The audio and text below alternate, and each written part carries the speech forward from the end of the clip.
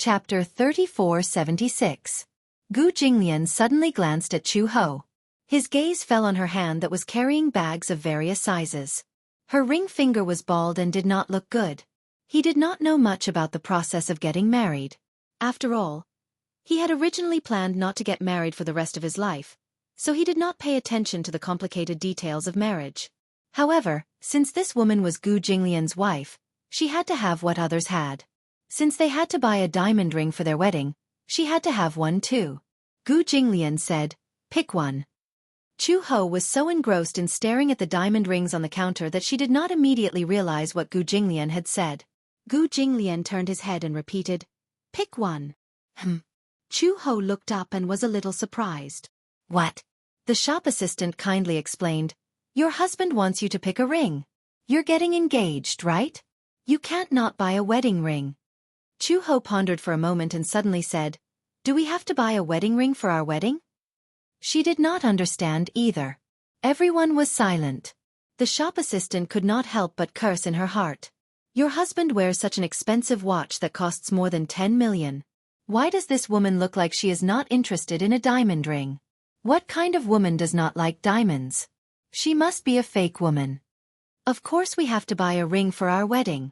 Chu Ho glanced at the counter again, but felt that all the rings looked the same. She could not help but shake her head and say, "I don't like any of them." "Beautiful lady, the ones on display at this counter may not be to your liking. However, if you don't have any concerns about the price, I can recommend 2 treasures of our store." As she said that, the shop assistant immediately opened the safe and walked over with an exquisite box. The shop assistant put on a pair of gloves and carefully opened the ring. In an instant, a ray of light seemed to bloom.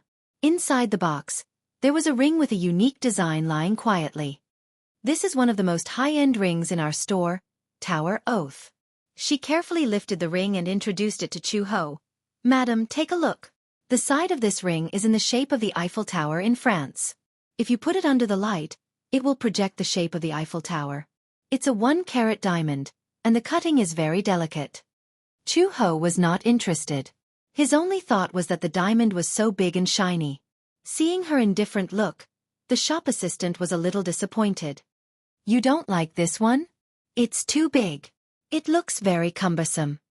Perhaps it was because she had been carrying out missions for many years, but she was used to not having anything on hand. The shop assistant said, "You don't have to wear this wedding ring all the time.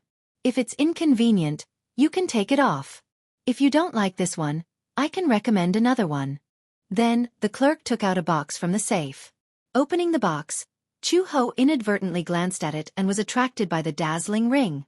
The reason why he was attracted to it was not because of the 2.5-carat diamond, but because of its eye-catching design. This one is the True Love Coronation Princess. The True Love Coronation series is Ito's high-end customization. The True Love Coronation series uses a diamond-inlaid design in the shape of a crown. The ruby on the side is just like the eye-catching highlight on the crown. It crowns every moving love and makes every bride a princess in a fairy tale. Before Chu Ho could finish listening, she could not help but break down. "Princess." Chapter 3477. What a childish way of putting it. However, the ring was indeed beautiful. From the side, the diamond-studded ring holder was indeed shaped like a crown, symbolizing the noble status of a queen. The claw links were shaped like a lotus flower, symbolizing the purity of a girl. The rubies inlaid on both sides were the most expensive of the 4 major gemstones and were quite rare. In Europe, the rare rubies represented the symbol of power. Although Chu Ho was not interested in diamonds, she could not deny that the ring was indeed beautiful. She asked casually, "How much is it?" The shop assistant smiled. 200,000 yuan.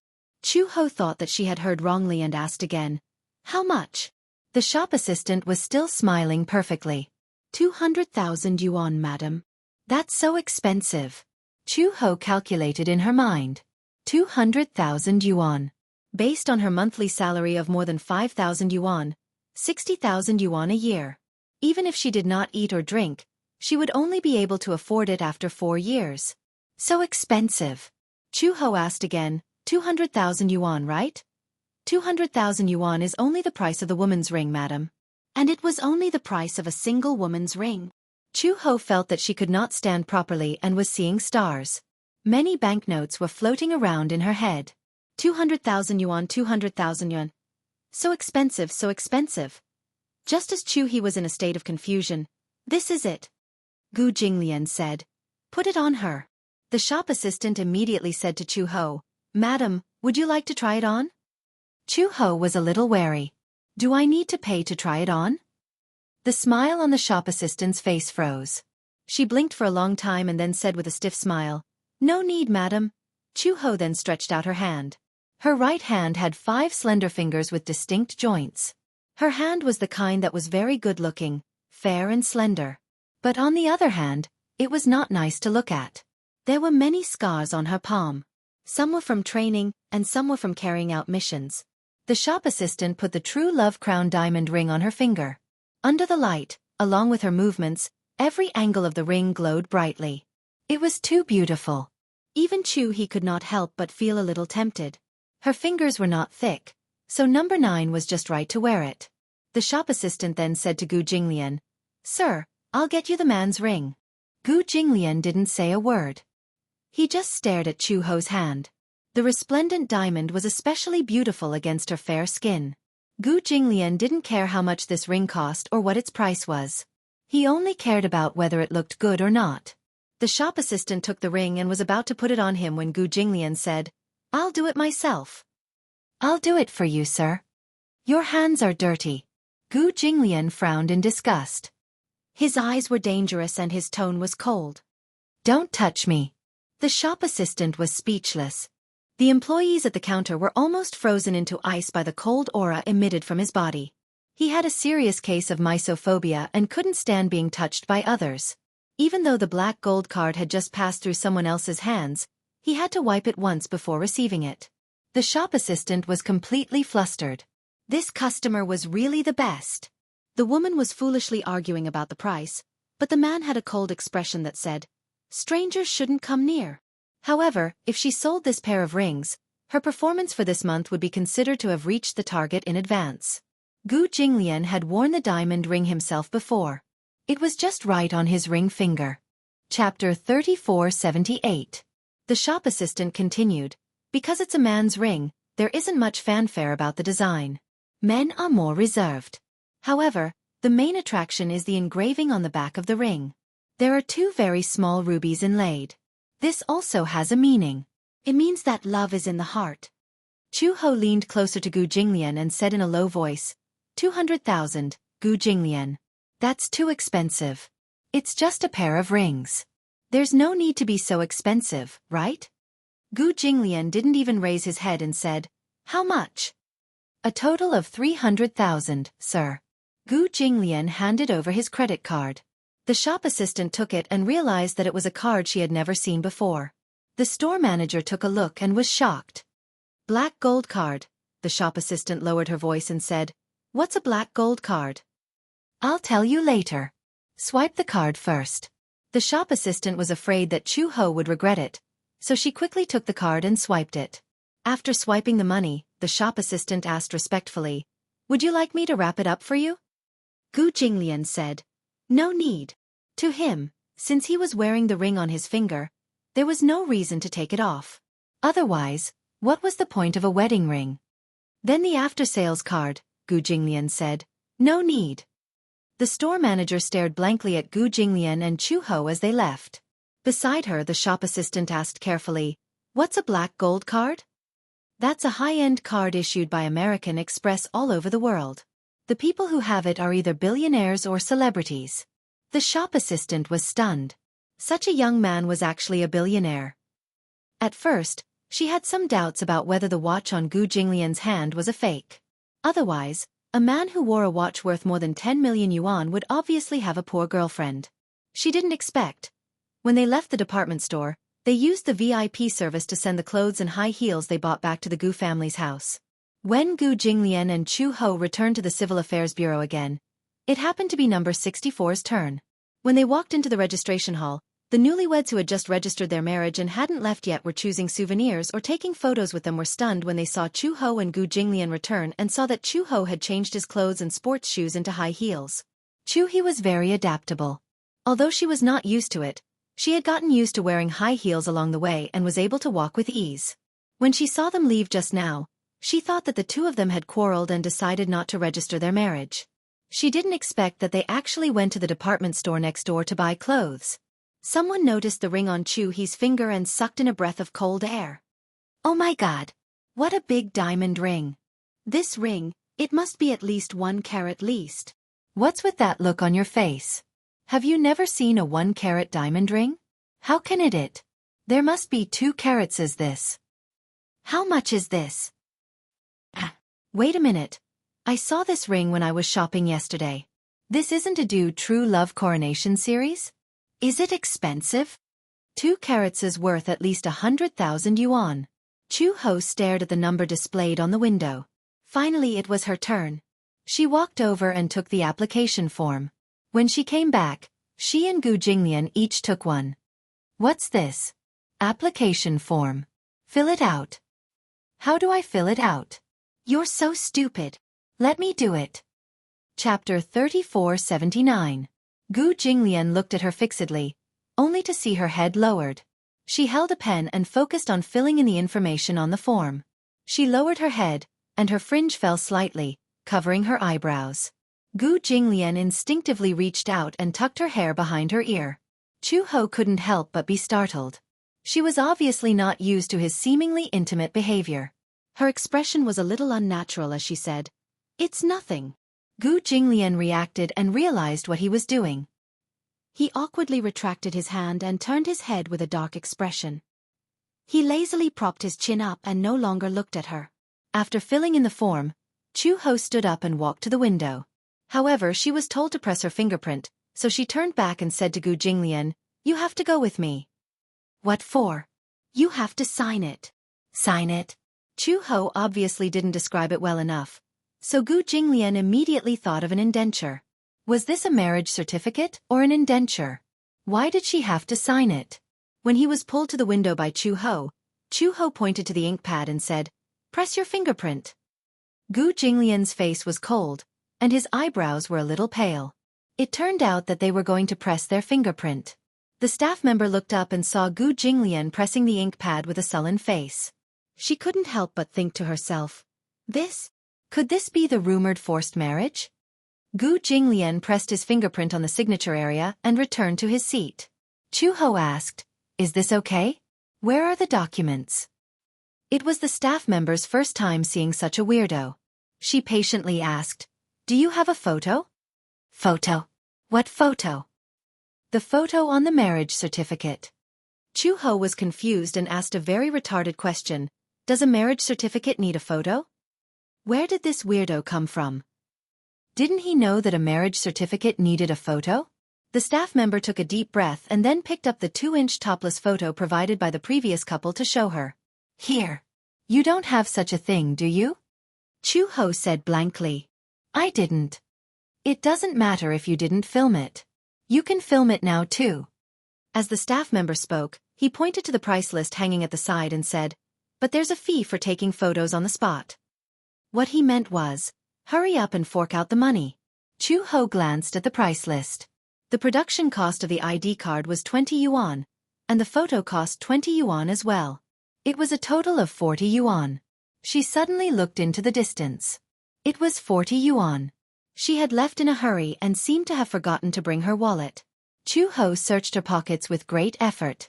Suddenly, she realized that she was wearing a dress with no pockets, and it was newly bought. She returned to Gu Jinglian's side and shrugged at him. "Money. Did you bring any money?" Gu Jinglian was getting impatient. "What money?" Chu Ho imitated the staff member and pointed to the price list. Gu Jinglian looked up at the price list and pursed his lips. Then, he took out the all-purpose black gold card. After taking the black gold card, Chu Ho was a little confused. "You can swipe a card here?" "I don't know." Chu Ho wanted to give it a try. She took the black gold card and walked to the window. She cleared her throat and asked awkwardly, Can I swipe a card?" The staff members turned around and looked at her as if she was an idiot. They said word by word, "We only accept cash." Chu Ho was speechless. Half an hour later, Uncle Fu rushed over with the wallet. Chapter 3480. Gu Jinglian sat on the bench. His face was dark, and he was obviously on the verge of exploding. Why did it take so long to get a marriage certificate? He said coldly. It's a waste of time. Chu Ho stood aside speechlessly, holding her forehead. We could have gotten it done in the morning, but you insisted on buying clothes.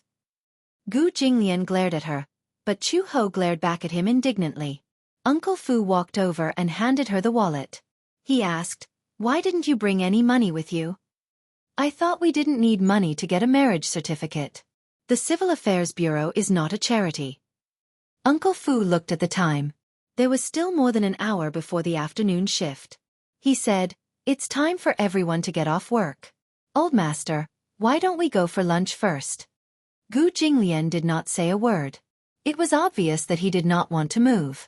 After running around in the mall for so long, it was obvious that he did not want to go out again. Uncle Fu saw this and felt helpless. He walked aside and made a phone call. When it was time for work in the afternoon, a few staff members walked to the window and discussed, "I met a pair of strange newlyweds this morning." The man looked unwilling, as if he was being forced to get married. "Oh, I saw it too. That man is so handsome. However, it gives people a very terrifying feeling. I always feel that it has a very strong baleful aura. I heard that they came early in the morning and got their number plates. When it was their turn, they didn't bring any money. I'm dying of laughter." The group of people laughed as they walked into the hall. As soon as they walked in, they smelled a tempting fragrance. Then, they followed the fragrance into the hall and were all dumbfounded. In the hall, the benches had been pushed to the side, and there was a wooden dining table in the middle. On the table, exquisite and gorgeous dishes were placed, and the aroma was overwhelming. The whole scene was gorgeous and out of place in the Civil Affairs Bureau's shabby registration hall. Especially the cutlery, which was made of high-quality silver and was incomparably exquisite. On the side, Uncle Fu and a few chefs stood respectfully. At the dining table, Gu Jinglian ate elegantly. Even in such a simple setting, he still maintained the manners of an aristocrat. On the other hand, Chu Ho sat opposite him and forced himself to eat. Just half an hour ago, Uncle Fu called the Eastern Purple Chi restaurant the most luxurious Chinese restaurant in the capital. Hence, the manager of the restaurant personally led a group of people to move the table and sumptuous delicacies over. Before the meal, the hotel manager personally sprayed disinfectant on the table and wiped it several times. Only then did Gu Jinglian leisurely sit at the table. This is change. Pervert. Ah. Chu Ho was dumbfounded when he saw the group of people carrying in the luxurious dining table. Speaking of which, it was just a meal. Was there a need to make such a big fuss? Eating a bowl of noodles at a roadside stall is fine too? However, after thinking about it carefully, with Gu Jinglian's temperament, it seemed unlikely that he would lower himself and be willing to squeeze into such a simple table at a roadside stall. Since he was already here, he might as well take things as they came. Chu Ho braced himself and sat down. The staff members were dumbfounded. What the F***ck is going on? What kind of place did he think the Civil Affairs Bureau was? A restaurant. Just as they were about to walk over angrily and argue with him, Uncle Fu walked over and whispered a few words. When the women heard this, their eyes widened and they trembled in fear. What? The man sitting at the table eating at this moment was actually... Ah, God. They seemed to be very rude to this man in the morning, right? Chapter 3481. In the studio. Several crew members swarmed into the studio. Some pulled up the red curtain, some wiped the stools, and some mopped the floor until the entire studio was spotless. They walked to the door with obsequious expressions and bowed to Gu Jinglian. "Mr. Gu, please come in." "Haha, please come in." Gu Jinglian tugged at his tie and walked in. Beside him, Chu Ho looked at them from the corner of her eyes. She was doubting her life. Were these crew members really the same people who had treated her so elegantly and coldly in the morning? Why did they suddenly change their attitude? Chu Ho walked in with a suspicious expression. She saw the crew members respectfully escorting Gu Jinglian to the stool like a servant. They turned around and smiled politely at Chu Ho. Her face instantly wrinkled into a chrysanthemum. Could they be more normal? She felt a chill run down her spine. Chu Ho walked awkwardly to Gu Jinglian's side and sat down. The crew member walked to the back of the camera and glanced at the lens. She smiled and said, "Sit closer." Chu Ho instantly had goosebumps all over her body. She leaned closer to Gu Jinglian. Can I? The crew member glanced at the camera again and felt that Gu Jinglian was about to go out of frame. Sir, come over here a little. Gu Jinglian looked at her coldly and slowly moved towards Chu Ho. Come closer. Gu Jinglian moved a little more. Be more intimate. It looks very distant. The man should put his arm on the woman's shoulder. It's more natural. Gu Jinglian raised his arm and pulled Chu Ho to his side. Chu Ho was speechless. The crew member was speechless. Gu Jinglian said impatiently, Hurry up and take the photos. Yes. Yes. The staff member nodded his head like he was pounding garlic and took a few photos with a click click click sound. When the photos were developed, they were taken directly to make a certificate. When Chu Ho received the marriage certificate, in the photo, Gu Jinglian had one arm around her shoulder. He looked extremely domineering. There was no expression on his face. He did not have the joy of other newlyweds, nor did he have a trace of a smile. His face was cold from beginning to end. At the very least, she curled the corners of her mouth slightly. Although her smile wasn't obvious, it wasn't so stiff. Forget it. It was just a certificate. Even after returning home, it would be locked in the drawer to collect dust. Chu Ho walked over to Gu Jinglian and handed him a red document. Here, it's yours. 2 portions? Yes, one for the man and one for the woman. Chu Ho looked at the time and quickly said, Okay, I'm ready to go to work. After that, she ignored Gu Jinglian and left in a hurry after saying goodbye to Uncle Fu. Gu Jinglian looked at the marriage certificate in his hand and flipped it open. In the photo, the two of them looked awkward but intimate. This was the first time he had taken such a photo with a woman. This woman was now officially his wife. There was an extremely strange and awkward feeling that inexplicably arose spontaneously. Uncle Fu walked over and saw Gu Jinglian staring at the photo on the marriage certificate. He quietly asked, Master, shall we go home? His voice broke his train of thought. Gu Jinglian looked up and handed the certificate to him. You're in charge of keeping it. Uncle Fu took the marriage certificate like it was a treasure. He flipped it open and looked at it. He was instantly beaming with joy. Gu Jinglian suddenly warned coldly, No one is allowed to see it. Do you hear me? Chapter 3482. Gu Jinglian sat on the bench. His face was dark, and he was obviously on the verge of exploding. Why did it take so long to get a marriage certificate? He said coldly, It's a waste of time. Chu Ho stood aside speechlessly, holding her forehead. We could have gotten it done in the morning, but you insisted on buying clothes. Gu Jinglian glared at her, but Chu Ho glared back at him indignantly. Uncle Fu walked over and handed her the wallet, asking, Why didn't you bring any money with you? I thought we didn't need money to get a marriage certificate. The Civil Affairs Bureau is not a charity. Uncle Fu looked at the time. There was still more than an hour before the afternoon shift. He said, It's time for everyone to get off work. Old master, why don't we go eat first? Gu Jinglian did not say a word. It was obvious that he did not want to move. After running around in the mall for so long, it was obvious that he did not want to go out again. Uncle Fu saw this and felt helpless. He walked aside and made a phone call. At work in the afternoon, a few staff members walked to the window and discussed, I met a pair of strange newlyweds this morning. The man looked unwilling, as if he was being forced to get married. Oh, I saw it too. That man is so handsome. However, it gives people a very terrifying feeling. I always feel that it has a very strong baleful aura. I heard that they came early in the morning and got their number plates. When it was their turn, they didn't bring any money. I'm dying of laughter. A group of people laughed as they walked into the hall. As soon as they walked in, they smelled a tempting fragrance. Then, they followed the fragrance into the hall and were all dumbfounded. In the hall, the benches had been pushed to the side, and there was a wooden dining table in the middle. On the table, exquisite and gorgeous dishes were placed, and the aroma was overwhelming. The whole scene was gorgeous and out of place in the Civil Affairs Bureau's shabby registration hall. Especially the cutlery, which was made of high-quality silver and was incomparably exquisite. On the side, Uncle Fu and a few chefs stood respectfully. At the dining table, Gu Jinglian ate elegantly. Even in such a simple setting, he still maintained the manners of an aristocrat.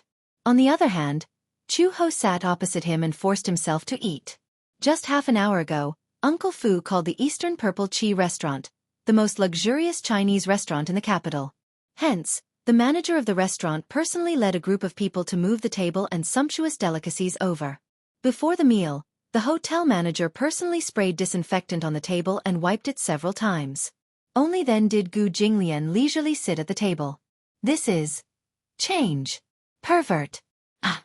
Chu Ho was dumbfounded when he saw the group of people carrying in the luxurious dining table. Speaking of which, it was just a meal. Was there a need to make such a big fuss? Eating a bowl of noodles at a roadside stall is fine too? However, after thinking about it carefully, with Gu Jinglian's temperament, it seemed unlikely that he would lower himself and be willing to squeeze into such a simple table at a roadside stall. Since he was already here, he might as well take things as they came. Chu Ho braced himself and sat down. The staff members were dumbfounded. What the F***ck is going on? What kind of place did he think the Civil Affairs Bureau was? A restaurant. Just as they were about to walk over angrily and argue with him, Uncle Fu walked over and whispered a few words. When the women heard this, their eyes widened and they trembled in fear. What? The man sitting at the table eating at this moment was actually... Ah, God, they seemed to be very rude to this man in the morning, right? Chapter 3483. In the studio. A few staff members swarmed into the studio. Some pulled up the red curtain, some wiped the stools, and some mopped the floor until the entire studio was spotless. They walked to the door with obsequious expressions and bowed to Gu Jinglian. Mr. Gu, please come in. Haha, please come in. Gu Jinglian tugged at his tie and walked in. Chu Ho looked at them from the corner of her eyes. She was doubting her life. Were these staff members really the same people who had treated her so elegantly and coldly in the morning? Why did they suddenly change their attitude? Chu Ho walked in with a suspicious expression. She saw the staff members respectfully escorting Gu Jinglian to the stool like a servant. They turned around and smiled politely at Chu Ho. Her face instantly wrinkled into a chrysanthemum. Could they be more normal? She felt a chill run down her spine. Chu Ho walked awkwardly to Gu Jinglian's side and sat down. The staff member walked to the back of the camera and glanced at the lens. She smiled and said, "Sit closer." Chu Ho instantly had goosebumps all over her body. She leaned closer to Gu Jinglian. "Can I?" The staff member glanced at the camera again. She felt that Gu Jinglian was about to go out of the frame. "Sir, come closer." Gu Jinglian looked at her coldly and slowly moved towards Chu Ho. "Come closer." Gu Jinglian moved a little more. "Be more intimate. It looks very distant." The man should put his arm on the woman's shoulder. "It's more natural." Gu Jinglian raised his arm and pulled Chu Ho to his side. Chu Ho was speechless. The staff member was speechless. Gu Jinglian said impatiently, "Hurry up and take the photos." "Yes, yes." The staff member nodded his head like he was pounding garlic and took a few photos with a click-click-click sound. When the photos were developed, they were taken directly to make a certificate. When Chu Ho received the marriage certificate, in the photo, Gu Jinglian had one arm around her shoulder. He looked extremely domineering. There was no expression on his face. He did not have the joy of other newlyweds, nor did he have a trace of a smile. His face was cold from beginning to end. At the very least, she curled the corners of her mouth slightly. Although her smile wasn't obvious, it wasn't so stiff. Forget it. It was just a certificate. Even after returning home, it would be locked in the drawer to collect dust. Chu Ho walked over to Gu Jinglian and handed him a red document. "Here, it's yours." "2 portions?" "Yes, one for the man and one for the woman." Chu Ho looked at the time and quickly said, "Okay, I'm ready to go to work." After that, she ignored Gu Jinglian and left in a hurry after saying goodbye to Uncle Fu. Gu Jinglian looked at the marriage certificate in his hand and flipped it open. In the photo, the two of them looked awkward but intimate. This was the first time he had taken such a photo with a woman. This woman was now officially his wife. There was an extremely strange and awkward feeling that inexplicably arose spontaneously. Uncle Fu walked over and saw Gu Jinglian staring at the photo on the marriage certificate. He quietly asked, "Master, shall we go home?"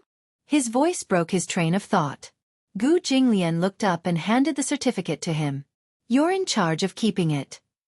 Uncle Fu took the marriage certificate like it was a treasure. He flipped it open and looked at it. He was instantly beaming with joy. Gu Jinglian suddenly warned coldly, "No one is allowed to see it. Do you hear me?" Chapter 3484. In this country, there was no such thing as mercenaries. Any mercenaries were illegal to exist. Only in other countries, especially in war-torn areas, there were mercenary groups with extremely impressive backgrounds. Chu Ho asked back, "What's so strange about that? Aren't you afraid of death?" If I was afraid of death, I wouldn't have engaged in such a profession. However, being afraid of death doesn't mean that I want to die. Everyone wants to live well. If you don't want to live, it's easier to commit suicide by jumping into the river. Becoming a mercenary was to survive. Mercenaries had a high salary and a considerable income. Generally, taking on a mission, the salary started at 100,000 yuan. In that era, it was definitely beyond the reach of many people. Logically speaking, after so many years, Chu Ho should have accumulated a lot of wealth. She had indeed accumulated a lot of wealth. In the mercenary career that lasted for more than 3 years, she had accumulated a few million yuan in assets. However, other than her daily expenses and the apartment she bought in San Francisco, she later donated everything to a refugee charity. When she was in Interpol, her salary was much lower than when she was a mercenary. Later, after she went missing, the organization must have thought that she was dead, so they might have cancelled her account. She didn't miss that little bit of assets. It was also difficult for Chu Ho to talk about the past. For some reason, after getting the marriage certificate today, she inexplicably felt a lot of emotions. In the past, she didn't even dare to think that she would one day live such a stable life. She had a husband in name, children, and a complete family. Things that she didn't even dare to dream of had happened. Maybe it has something to do with the situation when I was young. Chu Ho looked out of the window, but her expression was very calm. Since I was young, the country I was born in was filled with countless wars and disputes. When I was young, I experienced a very big change. My family was destroyed and I was homeless. I boarded a humanitarian rescue ship from the United States and safely arrived at the pure land of the United States. In the beginning, I became a mercenary because I wanted revenge. Revenge. I wanted to become stronger and then maintain peace. When I became strong enough, I would kill those enemies with my own hands. However, when I grew up, I realized that the rebel organization that destroyed my family had long been eliminated. Thus, this wish became the wish to maintain world peace. As Chu Ho spoke, he was amused by the childish thoughts of his youth. He actually had such a childish childhood. Isn't it funny? When I was young, being a mercenary was a sacred profession in my eyes. That's because in many war-torn countries, in addition to the peacekeeping forces, the ones fighting against many rebel groups are mercenaries dispatched by the government. I was rescued from the flames of war by a mercenary. At that time, I thought that when I grew up, I must become such a brave person. However, when she grew up, she realized that the world was actually so complicated. It was not as simple as she had imagined. It was the law of the jungle. The weak were destined to have no place to survive. Those organizations that had originally judged the government were only resisting because of the government's incompetence and misuse of power. As for the troops who claimed to be righteous, most of them were just invaders for the sake of the country's own interests or for the sake of the local oil and natural gas resources. Chapter 3485. In this world, there's no such thing as absolute justice or absolute evil. There's only the strong and the weak. Chu Ho said slowly, "Maybe what I'm saying sounds funny, but maybe the absolute justice in your eyes is just self-interest and a high-sounding doctrine." Li Xiaofeng stared at her blankly, unable to digest what she had said. Chu Ho noticed that he kept looking at her and couldn't help but feel strange. "What's wrong?" "Nothing. It's just that this is the first time I've heard someone say that." Li Xiaofeng shook his head and sighed. "Maybe it's just as you said, there's no such thing as absolute justice in this world." He changed the topic and asked, "Then why did you leave Interpol?" Interpol is the most authoritative organization for justice. I heard that you used to be the top anti-crime inspector. Why did you come here and become a lowly police officer?" Chu Ho pursed her lips and said, "I just went with the flow." When Gu Jinglian came back from the company, he had just stepped through the door when he vaguely heard a few of his subordinates standing at the side and discussing. "I didn't expect old master to be so photogenic." Even if it's a celebrity photo, it doesn't look good. But Sister Chu looks a little chubby in the photo. Luckily, she's too skinny, so she looks better in front of the camera. You didn't see how happy Uncle Fu was today. Now that Old Master and Sister Chu are married, he can finally get rid of one of his worries. The two men were cleaning the courtyard and discussing excitedly. As they were cleaning, they suddenly caught sight of a pair of exquisite leather shoes. The two men's expressions changed and they followed the pair of slender legs. Gu Jinglian's gloomy and handsome face came into view. The two men's eyelids twitched violently and the corners of their lips twitched for a while. They stood upright awkwardly and gave a flattering smile. Old Master. Haha. You're back? Haha. Gu Jinglian glanced at them and asked coldly, where did you see the photo? It's the photo on Old Master's marriage certificate. Halfway through their words, the two of them didn't dare to continue. This was because they saw Gu Jinglian's face getting darker and darker. Uncle Fu. Gu Jinglian went upstairs and kicked open the door of the study. Uncle Fu was wiping the table carefully. He was so shocked by the loud noise that the cloth almost flew away. Uncle Fu turned around. He was so frightened by Gu Jinglian's aggressive look that he hiccuped and stammered, Master. He eagerly went up to greet him. Hee, you're back. Gu Jinglian's face was livid as he grabbed his collar and glared at him. He gritted his teeth and asked, where's the marriage certificate? Yes, it's in your drawer. Didn't I tell you not to show it to others? Gu Jinglian leaned closer to him and asked coldly, are you ignoring me? F***ck. He had been betrayed? Who was the shameless blabbermouth? Didn't he warn him to keep it a secret? I kept it well. Uncle Fu immediately put on a stern face and said righteously, it must have been someone who secretly looked at it. Gu Jinglian narrowed his eyes. You mean those people lined up to sneak into the study to look at it? Uncle Fu was speechless. Someone please come and save him. Chapter 3486. Dad. You're back. Xiao Bao skipped into the room and hugged Gu Jinglian's thigh tightly. When Uncle Fu heard Xiao Bao's voice, he was so moved that tears and snot flowed down his face. He was practically an angel. He had rescued him from the abyss of suffering in an instant. Xiao Bao's appearance somewhat diverted Gu Jinglian's attention. Uncle Fu carefully pried Gu Jinglian's fingers away from his collar.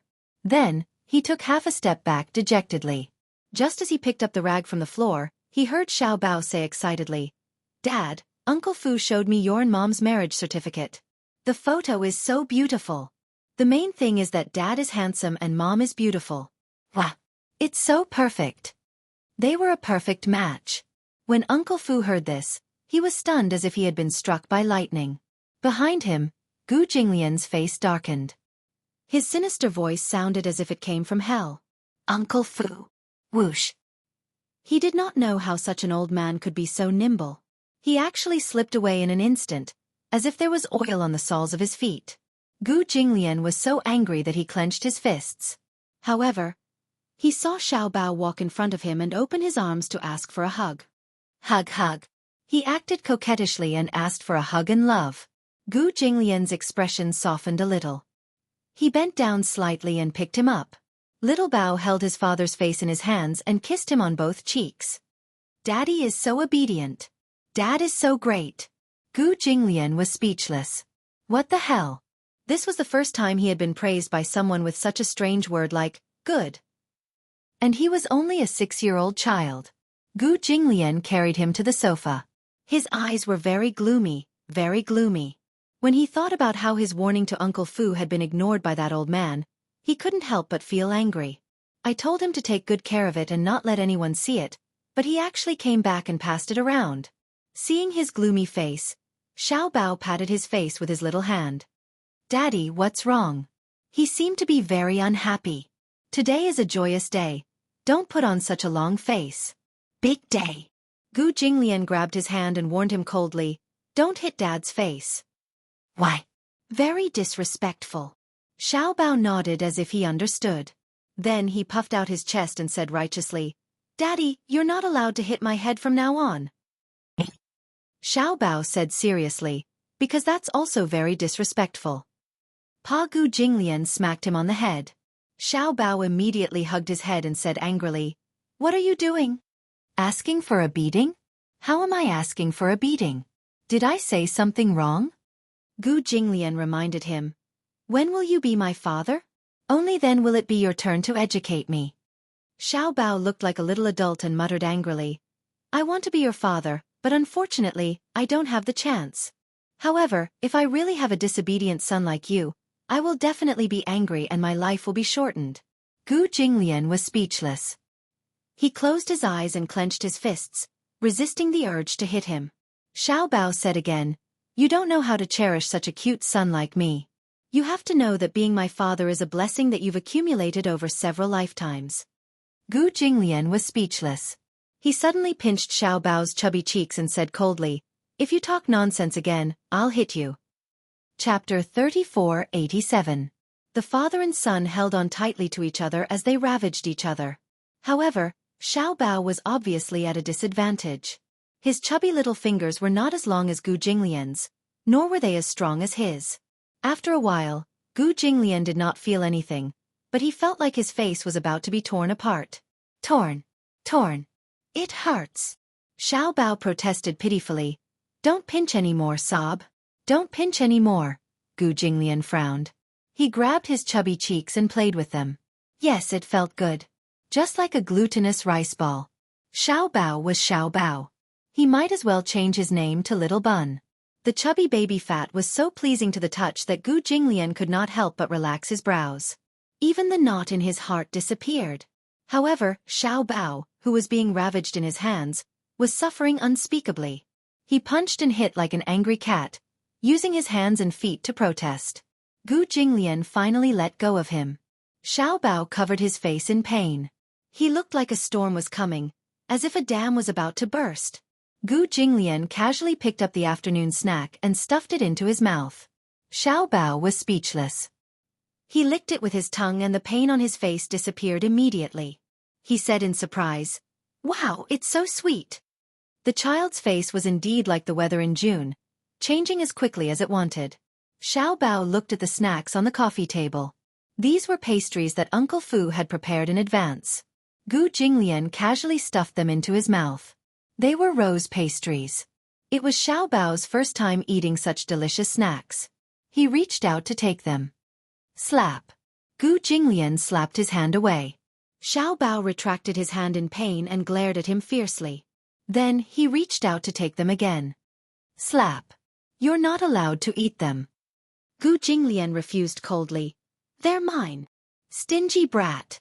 Xiao Bao sat down on the carpet and hugged his arms with an aggrieved expression. Gu Jinglian picked up the pastry, pinched a rose pastry with his long fingers, and took a bite. He then looked at Xiao Bao, only to see a certain guy with a greedy expression, almost drooling. "You want to eat?" "Yes, yes." Xiao Bao quickly nodded, expressing his position.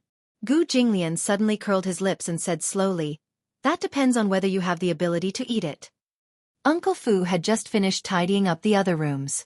When he passed by the study, he casually pushed open the door and saw Gu Jinglian sitting leisurely on the sofa. He casually picked up a piece of rose pastry and then casually threw it out like a parabola. Xiao Bao immediately straightened his neck and opened his mouth wide to receive the rose crisp. Awu! After experiencing 2 failures, he was amazed this time. First, he predicted where Gu Jinglian would throw the rose pastry. As such, as soon as the rose pastry was thrown, he reacted in time and leaned over. With his mouth open, he caught the rose pastry steadily. Gu Jinglian praised generously, "Beautiful." Xiao Bao was extremely pleased. He puffed out his chest and looked very proud. Uncle Fu was petrified. "Dad, am I awesome?" Xiao Bao lay on his lap with an expression that said, "Come and praise me, come and praise me." If he had a tail, it would be wagging vigorously at this moment. Gu Jinglian patted his head. "Yes, you're awesome." Hee hee. Xiao Bao caught a glimpse of Uncle Fu from the corner of his eye and immediately turned to Uncle Fu, saying, "Uncle Fu, come and play with us. This game is very fun." Chapter 3488. Uncle Fu immediately cleared his throat and said, "I still have something to do." With that, he turned around and slipped away. Uncle Fu was about to teach those little rascals a lesson. How dare they bring up the matter of him circulating Old Master's marriage certificate in front of Old Master. Now that he had offended Old Master, he wouldn't dare to show his face in front of him for a few days. Uncle Fu closed the door behind him. Gu Jinglian turned around and saw Xiao Bao looking at him expectantly. Let's continue playing. Let's continue playing. This game is so fun. It was much more fun than playing video games. More importantly, no matter what game it was, as long as he could play it with Gu Jinglian, Xiao Bao felt that it was a lot of fun. He really enjoyed the time he spent with Gu Jinglian. No matter how boring the game was, he still found it interesting. Gu Jinglian said calmly, "No." "Why?" Xiao Bao was greatly disappointed. He shrugged his head and said pitifully, "Why don't you play?" "Dad has something to do." "Oh." Xiao Bao knew how to read people's expressions and was very tactful. "Hence," he muttered, "then I'll look for Uncle Fu to play." As he said this, he stood up and ran to look for Uncle Fu with a bowl of rose pastries in his hand. Gu Jinglian suddenly stood up and walked slowly to the desk. Suddenly, he thought of something and quietly pulled open the drawer. In the drawer, there was a red marriage certificate on top of a pile of account books. The 3 words stamped in gold on it were so eye-catching. Gu Jinglian sat down on the chair and casually picked up the marriage certificate. He gently flipped it open and a photo of him and Chu Ho came into view.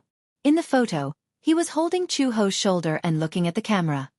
His face was cold and his dark eyes were deep and unfathomable. So, this was how he looked in other people's eyes. Gu Jinglian subconsciously reached out and touched his face. He was a little surprised. He rarely looked at himself in the mirror, so from the photo, one could clearly see that his calm face was actually so cold.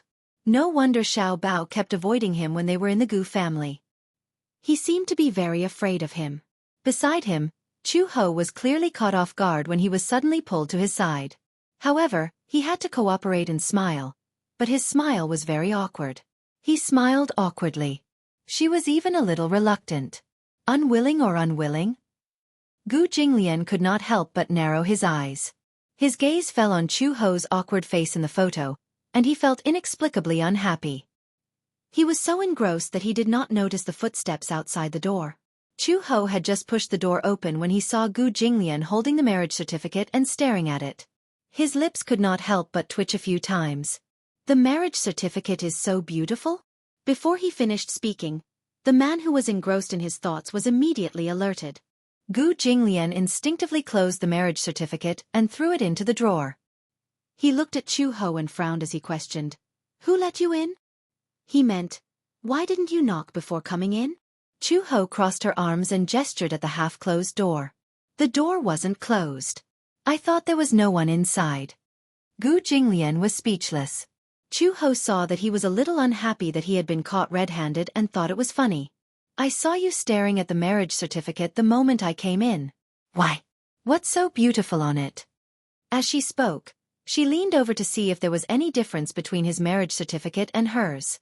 Gu Jinglian pushed the drawer to block her probing gaze. Chapter 3489.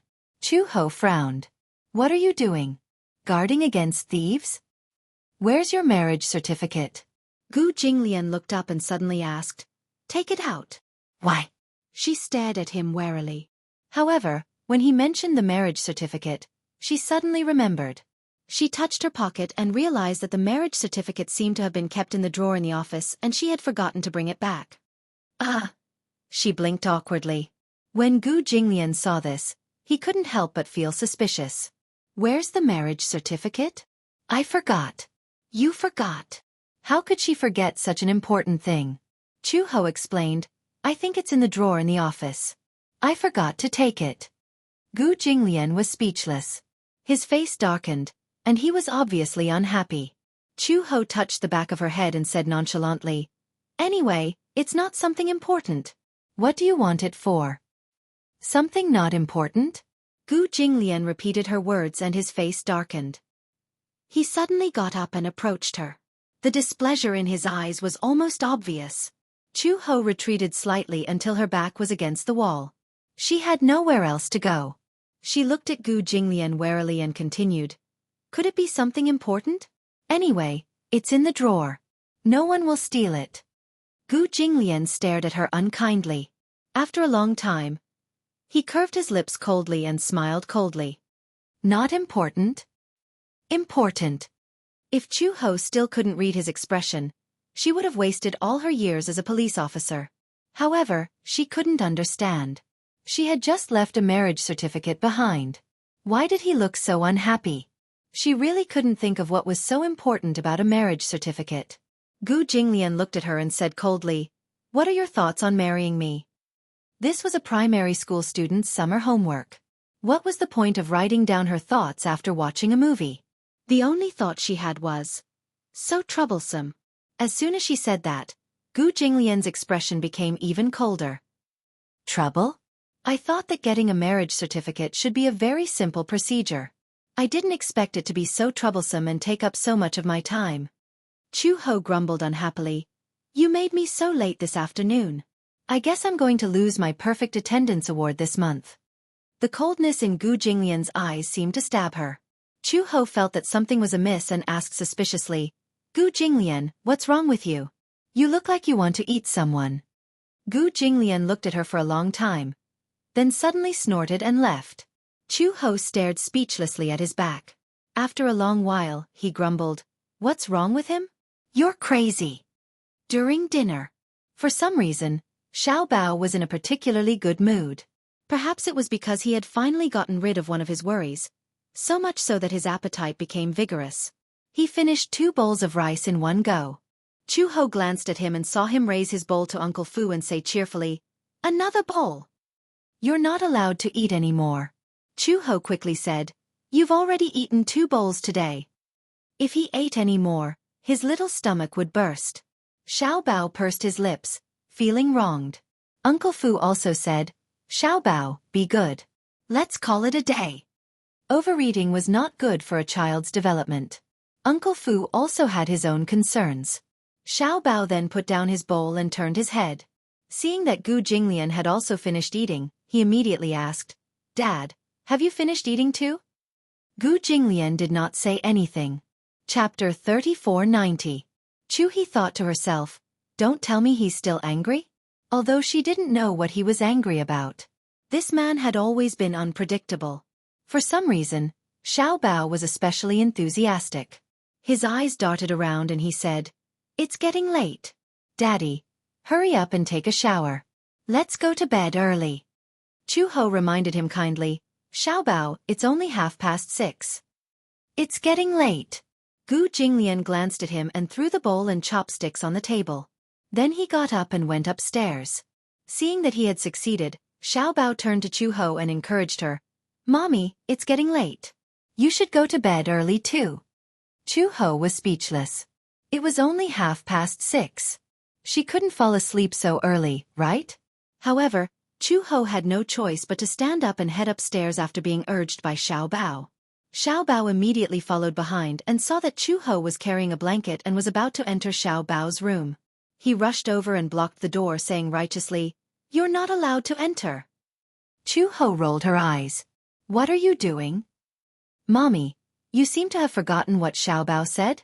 Xiao Bao cleared his throat and said seriously, Xiao Bao said that he wants to sleep alone. This is independence. Mommy, please respect Xiao Bao. Respect? Chu Ho almost bit her tongue. Whoa, this was incredible.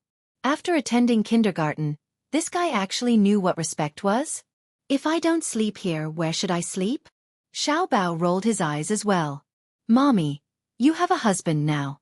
Of course, you should sleep with your husband. I've seen other people's parents sleeping together at night. Chu Ho said. Why are you so enthusiastic about asking me to sleep with your father? What are you up to? I don't care. Anyway, I don't want my mother to sleep with me. After Xiao Bao finished speaking, he slammed the door shut, leaving Chu Ho alone outside.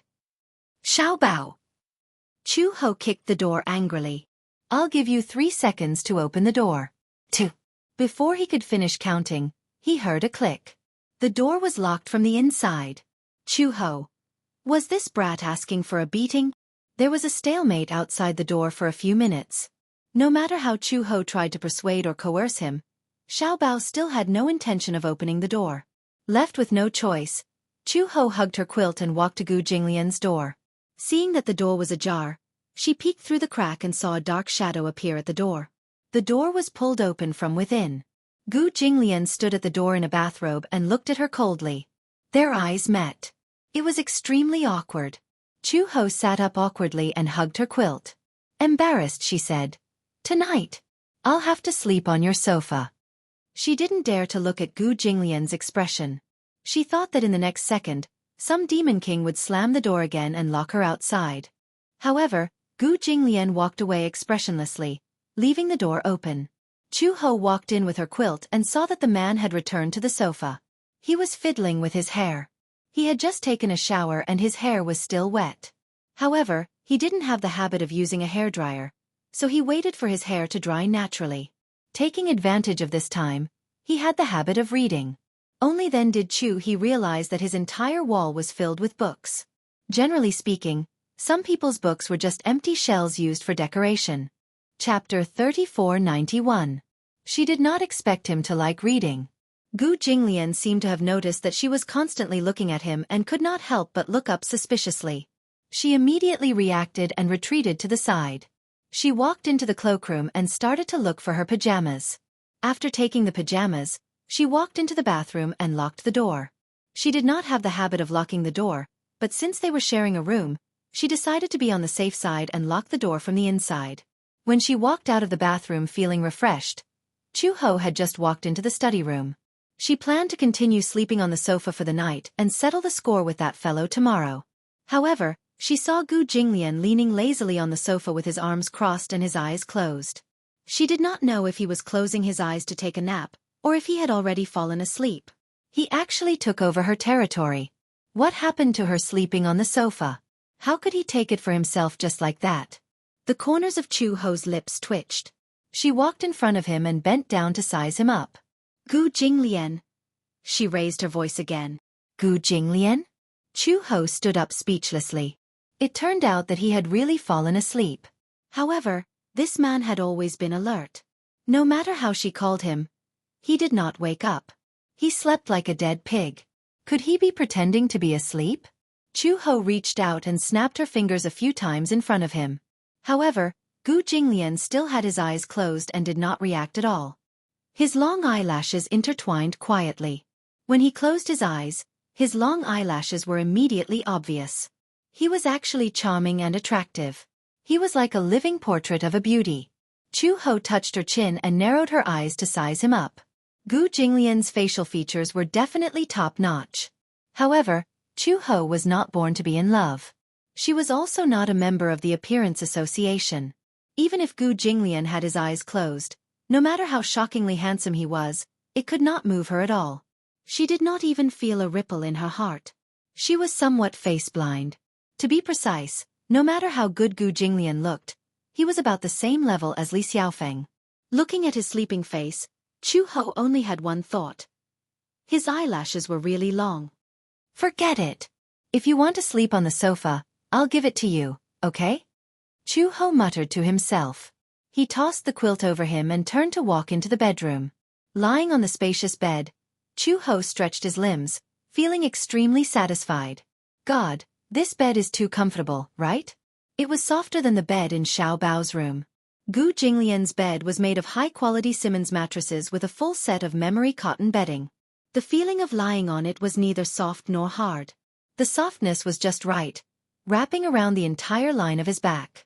It was incomparably fitting. After lying down, he was reluctant to move. Chu Ho stretched out his 10 fingers in satisfaction. She hugged the pillow to her chest, closed her eyes, and soon fell asleep. Although she was a light sleeper, she could fall asleep very quickly. It could be said that she had a rather strange physique. Gu Jinglian once commented that sometimes she was as smart as a god, but sometimes she was simple-minded. In just a few minutes, she fell asleep soundly. In the study, a nightlight was on. On the sofa, the man suddenly opened his deep eyes. Gu Jinglian opened his eyes and saw that the wall lamp in the bedroom was still on. He suddenly got up. Chapter 3492. Speaking of this, Gu Jinglian was especially displeased. This woman had always avoided his bed as if she found it dirty and avoided him like a snake or a scorpion. Was he a scourge or a ferocious beast? Gu Jinglian walked into the bedroom and saw Chu Ho hugging a pillow under the dim light, dominating more than half of the space. This bed was specially custom-made. It was 3 meters wide and 3 meters long. Even such a big bed did not look big enough for her to toss and turn. This woman's sleeping posture was terrible. He gave such an evaluation, walked to the head of the bed, and slowly sat down on his side. The soft bed sank in an instant. Gu Jinglian lowered his head and looked at Chu Ho's sleeping face. His eyes could not help but darken a little. She was wearing pajamas. Because her sleeping posture was too casual, her slender legs were exposed to the air.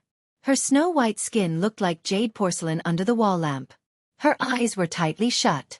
On her fair and flawless skin, her eyelashes were black, and her lips were red. Her black hair was scattered on the pillow, but there was a kind of magnificent beauty. She used to be so thin that her cheeks were slightly sunken. However, Uncle Fu had been taking good care of her recently. He fed her fish and meat, and she had finally put on some weight. Her palm-sized face was not as thin as before, and she looked haggard. However, his gaze fell on the distinct joints of her collarbone. It was too deep. This meant that she was still a little too thin with her current appearance. Chu Ho closed her eyes quietly and let out soft breathing sounds that were almost inaudible. She slept peacefully, so her beauty at that time could be seen without any hindrance. Gu Jinglian's eyes could not help but darken a little. His body actually reacted a little. How long had it been since he had a woman? Looking at her like this, it was as if some kind of consciousness was quietly awakening. Gu Jinglian could not help but reach out and gently push the hair hanging on her neck to the side. When his cold fingertips touched her skin, Chu Ho shuddered and suddenly opened her eyes. She had just opened her eyes and met his deep almond-shaped eyes. Because of this, her originally hazy consciousness was suddenly awakened. "You! What are you doing?" Before she could finish speaking, Gu Jinglian leaned down. His tall body followed his movements and covered her under his dark shadow. "You!" Chu Ho was so frightened that her tongue was almost tied. Even her breathing was not smooth. "Gu Jinglian, what are you doing?" "Sleeping." His cold words made Chu Ho turn pale with shock. You're not sleeping on the sofa?" "Did I say that I'll sleep on the sofa?" he retorted, silencing the woman. He did not say that. However, just now Chu Ho squinted her eyes suspiciously. "Were you pretending to be asleep just now?" When he should be smart, he was not smart. When he should not be smart, he was very smart. Gu Jinglian raised his eyebrows. "Since we're husband and wife, what's wrong with sleeping on the same bed?" "Husband and wife?" Chu Ho sneered. "We've just registered our marriage. Does that make us husband and wife?" "Does it not?" Chu Ho flew into a rage out of humiliation. "Gu Jinglian, don't forget. Why did we register our marriage?" "You don't have to remind me." Chapter 3493. Gu Jinglian moved closer to her. His tall nose was almost touching her cheek. His hot breath kept brushing against her skin. His calm and masculine breathing was audible to her ears. Chu Ho was speechless. What are you trying to do?" "You really don't know, or are you pretending not to know?" Gu Jinglian's long fingers gently brushed against her lips. His eyes sparkled. "Of course, I'm fulfilling my duty as a husband." Chu Ho was thankful that there was no water in her mouth. Otherwise, she would have spat it out. "Duty?" she mumbled. "What duty do you have to fulfill?" Before she could finish her sentence, Gu Jinglian suddenly lowered his head and covered her slightly open mouth with his slightly cold lips. Almost without any hesitation, he broke through the barrier between her lips and teeth. Chu Ho widened her eyes in shock. He suddenly kissed her, leaving her no room to react. What was he doing? He was actually kissing her. Gu Jinglian, who had always been obsessed with cleanliness, was actually kissing her on the lips. In such a state of shock, she did not react immediately until she felt the warmth of his palm on her back. Chu Ho pushed him away fiercely. However, just as she pushed his body away, Gu Jinglian continued to press down on her. It was as if he had already expected her resistance. Before Chu Ho could punch his face, he quickly held her back with one hand. Chu Ho was instantly embarrassed and angry. She struggled, but he held her down so tightly that she had no room to resist. Let go! She shouted angrily and bent her knees to hit his vital parts. Gu Jinglian did not care about her tricks at all and used his legs to suppress her. In this way, she had no room to struggle at all. Gu Jinglian! She gritted her teeth, and her eyes were filled with hatred and anger. Gu Jinglian said slowly, "It seems that you didn't suffer enough 6 years ago?" Suffer? Chu Ho furrowed his brows and glared at her. Gu Jinglian smirked coldly and whispered into her ear, "You're no match for me in terms of skills." His breath was like orchids, and when his breath brushed against her ear, she couldn't help but become extremely sensitive. She shivered, and all the pores on her body opened up. Gu Jinglian, I'm warning you. If you dare to touch me today. The man interrupted her. You should know me. Chu Ho stared at him suspiciously. However, she heard him say word by word, "I hate this kind of provocation the most." After saying that, he lowered his body. He was only one step away from conquering the city. Chu Ho resisted fiercely, but he couldn't break free from his powerful grip. Gu Jinglian said, "Didn't we do it once 6 years ago? You don't have to be so pretentious." You!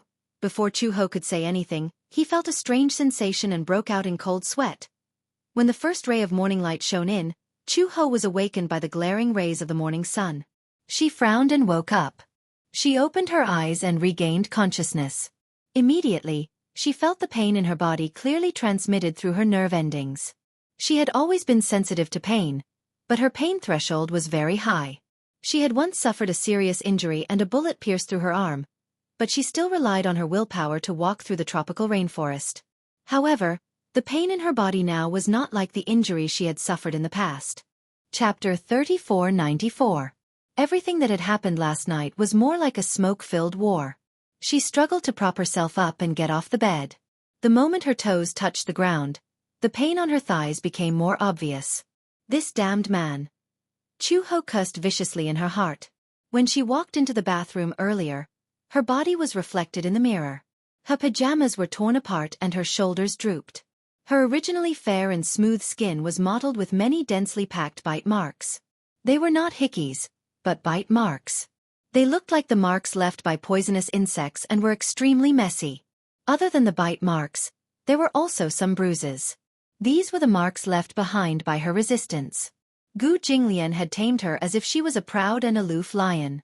Even though she kept resisting, she had to admit that compared to Gu Jinglian's skills, she was really vulnerable.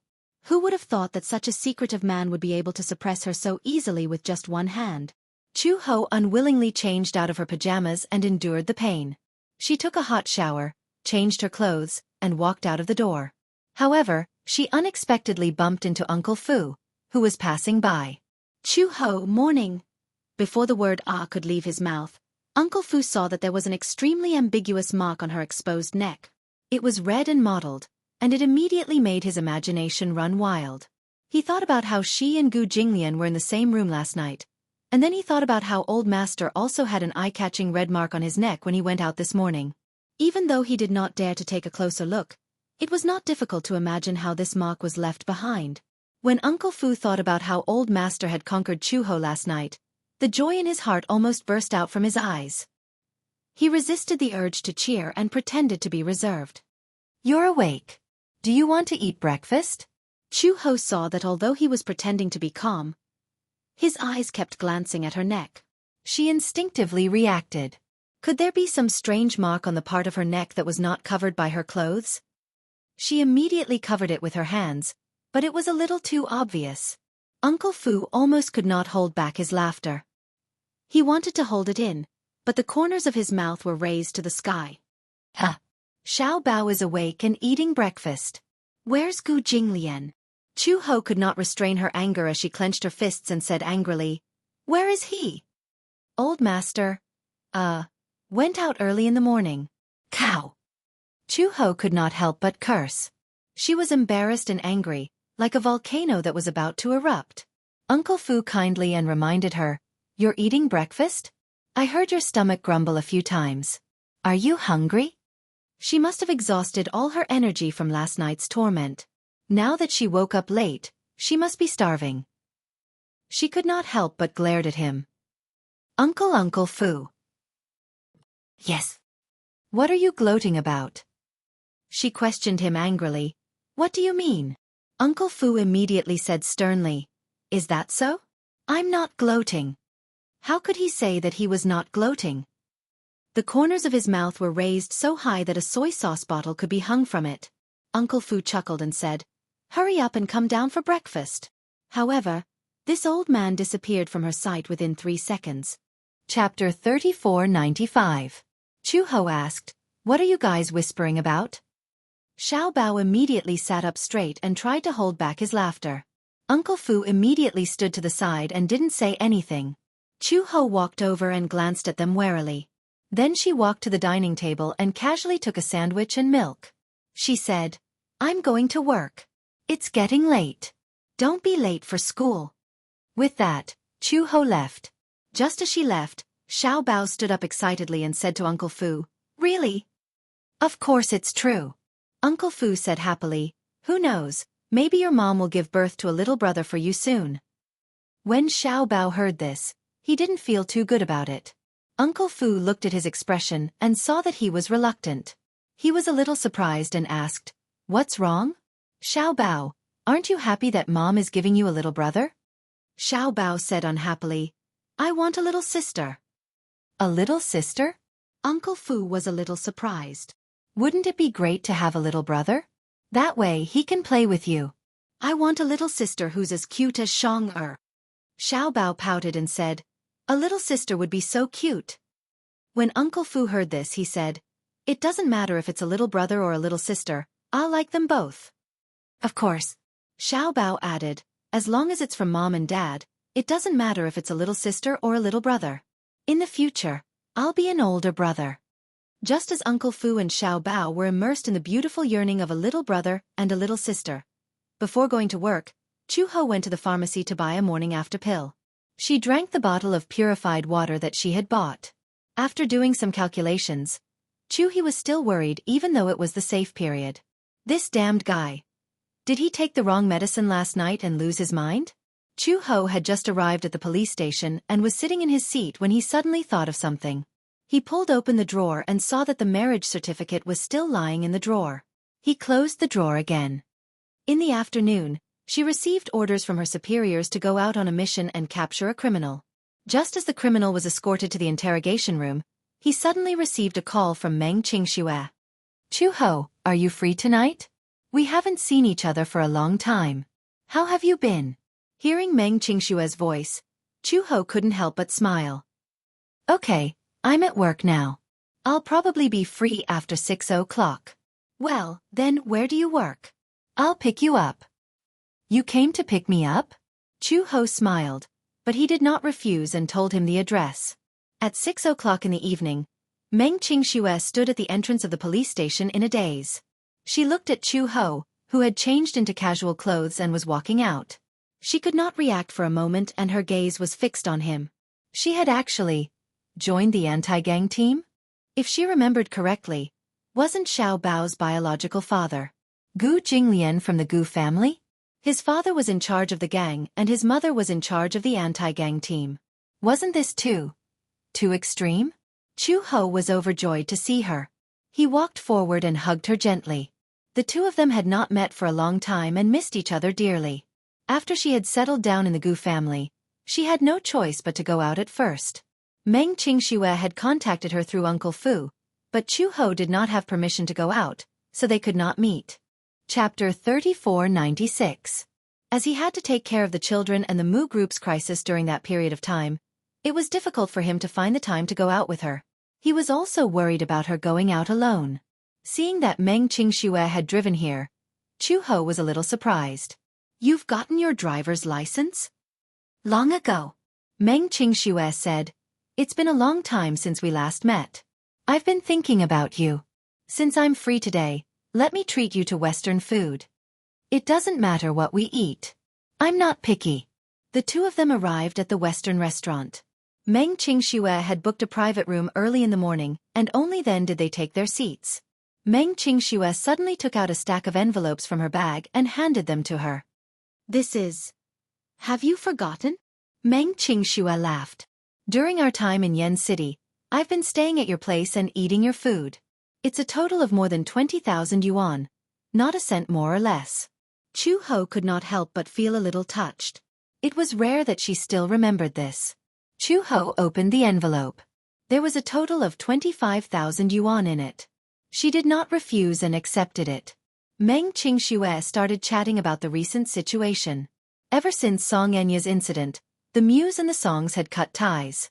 Since then, because of the company's affairs, Mu Linfeng fell seriously ill and was bedridden. Since then, Mu Yanqing had officially taken over the Mu group. Although Mu Yanqing was not as good as Mu Yaja in this aspect, he was still from the muse. Although he was not as outstanding as Mu Yaja, he still managed the company well. Mu Yanqing was not confident, but Meng Qingxue had been quietly by his side, encouraging him. In order to fight for his dignity, Mu Yanqing was determined to make a name for himself. Although the Mu group was not as good as before, it still faced many crises during this period of time. Its capital chain was broken, and shareholders kept withdrawing their shares. At one point, it was in danger. Now, the Mu group was at least standing firm. Although it was not as good as before, and there were still many people who were pessimistic about it, Mu Yanqing devoted himself to his career and maintained the Mu group's original state. This was already very difficult. After 10 months of pregnancy, Meng Qingxue gave birth to an adorable son for Mu Yanqing. Her son looked more like her. He had delicate features and fair skin. He was very cute. Mu Yanqing named him Mu Wenqi. Meng Qingxue showed Chu Ho a full moon photo. After becoming a mother, Meng Qingxue's greatest joy every day was being with her baby. She wasn't the kind of person who especially liked to show off her baby in her circle of friends. She just felt that it was cute and took pictures of it herself. She even saved it on her phone. At this moment, the little guy was still young, but he had already learned how to walk. Unexpectedly, after the two of them parted, in the blink of an eye, the little guy who had been obediently staying in her stomach had already learned how to walk. Chu Ho could not help but feel deeply moved. Meng Qingxue added, "I've always been thinking about Xiao Bao." However, she had just given birth and her body was weak. Now that she has recovered a little, the child cannot be separated from her. Otherwise, there will be plenty of opportunities in the future. Chu Ho paused for a moment and suddenly asked with concern, "How about now? Are you okay?" "Yes." "How does Mu Yanqing treat you?" Chu Ho's face suddenly darkened. "Is he still like before?" Chapter 3497. He still remembered that after Mu Yanqing and Xianxia's wedding banquet was messed up by Gu Jinglian, Mu Yanqing was unexpectedly much more relaxed. When he mentioned Meng Qingxue's marriage to Mu Linfeng again, Mu Linfeng surprisingly did not reject it. Perhaps, other than Mu Yanqing, he could not count on anyone else in the Mu family. Mu Linfeng was hoping that the Mu Group's century-old foundation would not be destroyed in his hands overnight. Hence, when Mu Yanqing proposed to marry Meng Qingxue, Old Master Mu did not object. Mu Yanqing and Meng Qingxue collected their marriage certificate and held a special wedding banquet. They did not invite any guests. In the church, other than some important elders of the Mu family and some devout believers, there was no one else. They took their vows in front of the priest. When it was time to exchange rings, Meng Qingxue carefully put the ring on his ring finger. The two of them looked at each other and their eyes reddened. Mu Yanqing knew very well how hard it was to come by such happiness. Along the way, if the two of them had given up easily, perhaps they would not be where they were today. Meng Qingxue was also filled with emotions. She had been waiting for him for so many years. Finally, she got what she wanted and married the person she loved. When Mu Yanqing put the ring on her finger, tears welled up in her eyes. She cried and laughed at the same time. She was so happy that she looked a little embarrassed. She said to him, "Whether you're Mu Yanqing of the Mu group or the Mu Yanqing who has left the Mu group, you'll always be my husband, Mu Yanqing." Mu Yanqing's eyes reddened when he heard this. The two of them hugged each other tightly. After they got married in the church, they flew to various countries to travel and get married. Although there was no grand wedding, Meng Qingxue had nothing else to ask for as long as she could be with him. Although he was busy with the Mu group's business, he was never stingy with spending time with her during the pregnancy.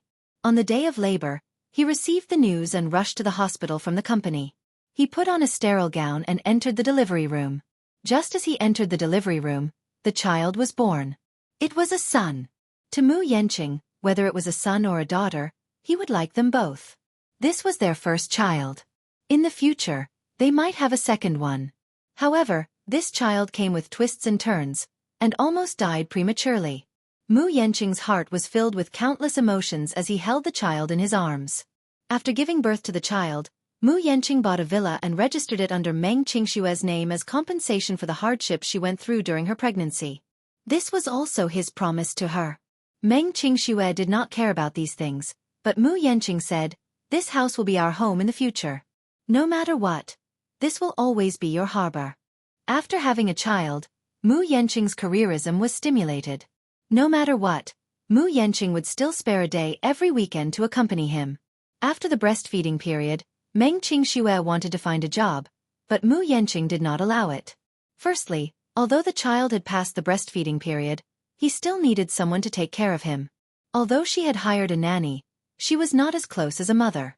Secondly, even if Meng Qingxue worked, the few thousand yuan she earned a month could not compare to the money he earned in the blink of an eye. He would work hard to manage his career and give her something to rely on. However, with the arrival of the child, his concept of family was awakened. Therefore, to him, family became more important than his career. Chapter 3498. He said, "When I was young, my parents were busy with their careers and didn't have time to accompany me. I don't want my son to have the same childhood as me. You don't have to think about work. Raising you and our son is my career. Your career is to take care of the family." Meng Qingxue was touched. Mu Yanqing was not good at expressing himself, but she understood what he wanted to express. He pitied her and did not want her to work hard. He was already very busy with work, so he hoped that she could take his place and spend more time with their son. Although the two of them would occasionally bicker, even their daily bickering was filled with happiness. Perhaps life was like this and happiness was so simple. A family of three, 2 people in one house, 3 meals, 4 seasons. It was plain but warm. "What about you?" Meng Qingxue probed. "Have you accepted Gu Jing?" "Mr. Gu?" She was afraid of Gu Jinglian from the bottom of her heart and had never dared to call him by his name. Chu Ho's face stiffened slightly. At the mention of Gu Jinglian, she thought of what happened last night and said unhappily, "Why are you mentioning him?" With that, she sucked on her straw with a cold face. Sizzle. The atmosphere was very cold. Meng Qingshue's lips twitched and she smiled awkwardly. "I saw that you were staying with the Gu family and thought, that's because Xiao Bao wants a father." Chu Ho said coldly, "It has nothing to do with me."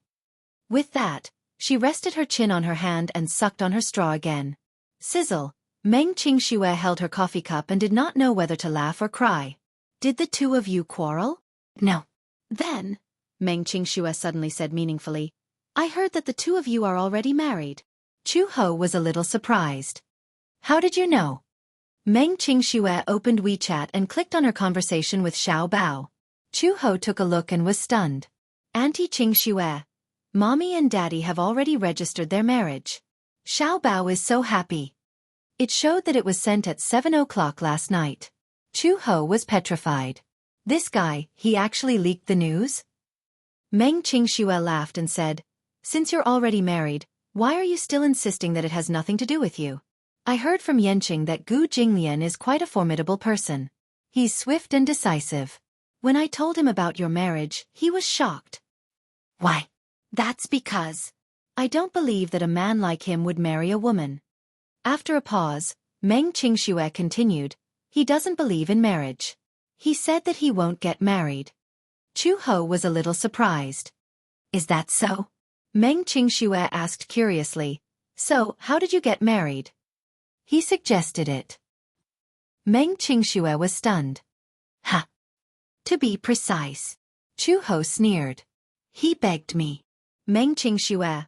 She could not help but imagine Gu Jinglian kneeling on the ground, hugging Chu Ho's thigh pitifully and begging for marriage. She was amused by her own imagination.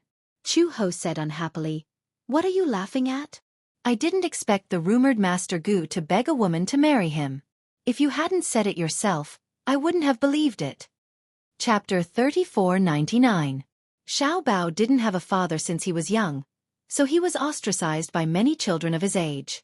It's only natural that he felt insecure. Meng Qingxue paused for a moment and said, But for a child, a marriage certificate is not the only thing that can give him a sense of security. A harmonious family is the most important thing. Chu Ho said calmly, "It's a pity that I don't have any feelings for Gu Jinglian, and he doesn't feel the same for me either." "So, you and CEO Gu are planning to keep up the act?" Meng Qingxue couldn't help but laugh. "When the child grows up, this matter won't be able to be hidden anymore."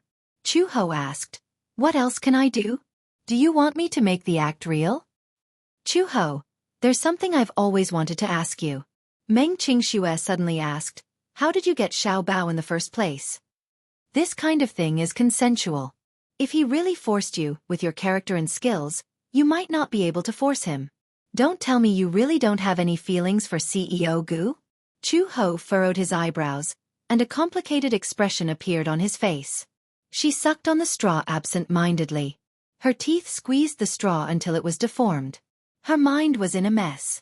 For her, the memories before she lost her memory were not that deep. She was also very curious as to why something like that happened between her and Gu Jinglian. Was it because she couldn't help it, or because she was forced? If she was really forced, with her strong character, Gu Jinglian might not have succeeded. But if she was willing, how could she be moved by a man as fickle as Gu Jinglian? Although she had regained her memories before she lost her memory, to her, it was like she had gained some ordinary memories. Therefore, she couldn't tell what kind of feeling she had for Gu Jinglian at that time. "Chu Ho, I think you might have had feelings for President Gu back then. Maybe you couldn't help it. What about Xiao Bao?" Chu Ho didn't say anything else. He seemed to be avoiding the topic on purpose. He smiled at Meng Qingxue and said, "Let's eat. I'm starving." With that, she began to cut the steak. Meng Qingxue saw that she deliberately avoided the topic and knew that she must be confused now, so she did not mention it again. When Chu Ho got home, he bumped into Uncle Fu in the living room. Uncle Fu immediately came up to her and said excitedly, "In a few days, it will be Xiao Bao's birthday. Chu Ho, do you have any ideas?" Xiao Bao had said that he would invite all the children in the class to celebrate his birthday at the Gu residence. Old Master was afraid of noise, so he didn't allow it. At this moment, the father and son were in a deadlock. "Do you want to persuade them?" Chu Ho turned to look at Uncle Fu with a complicated expression. Suddenly he said tentatively, "Uncle Fu." "Yes." She opened her mouth, wanting to say something, but hesitated. In fact, she wanted to ask him how she felt about Gu Jinglian in the past. Did she like him? Or did she hate him? If she hated him, then why did she and Gu Jinglian have that kind of thing happened? But if she really did like him, why did she forget about those feelings in her life? Chu Ho felt extremely confused about the current situation. She didn't know how to face Gu Jinglian. As for Xiao Bao's vision of a harmonious family of three, she didn't know what to do. It wasn't that she didn't want to. It was just that she was really indifferent when it came to matters of the heart. Chapter 3500. She had also become dismissive of matters of the heart. She felt that feelings were dispensable. Even if she was alone, she could still lead a good life. However, ever since she had Xiao Bao, she had another concern in her heart. At the same time, she also valued her responsibilities as a mother. However, no matter what Xiao Bao wanted, she was willing to give it her all. Yet, it was difficult for her to fulfill his dreams. Getting the marriage certificate with Gu Jinglian was just an act.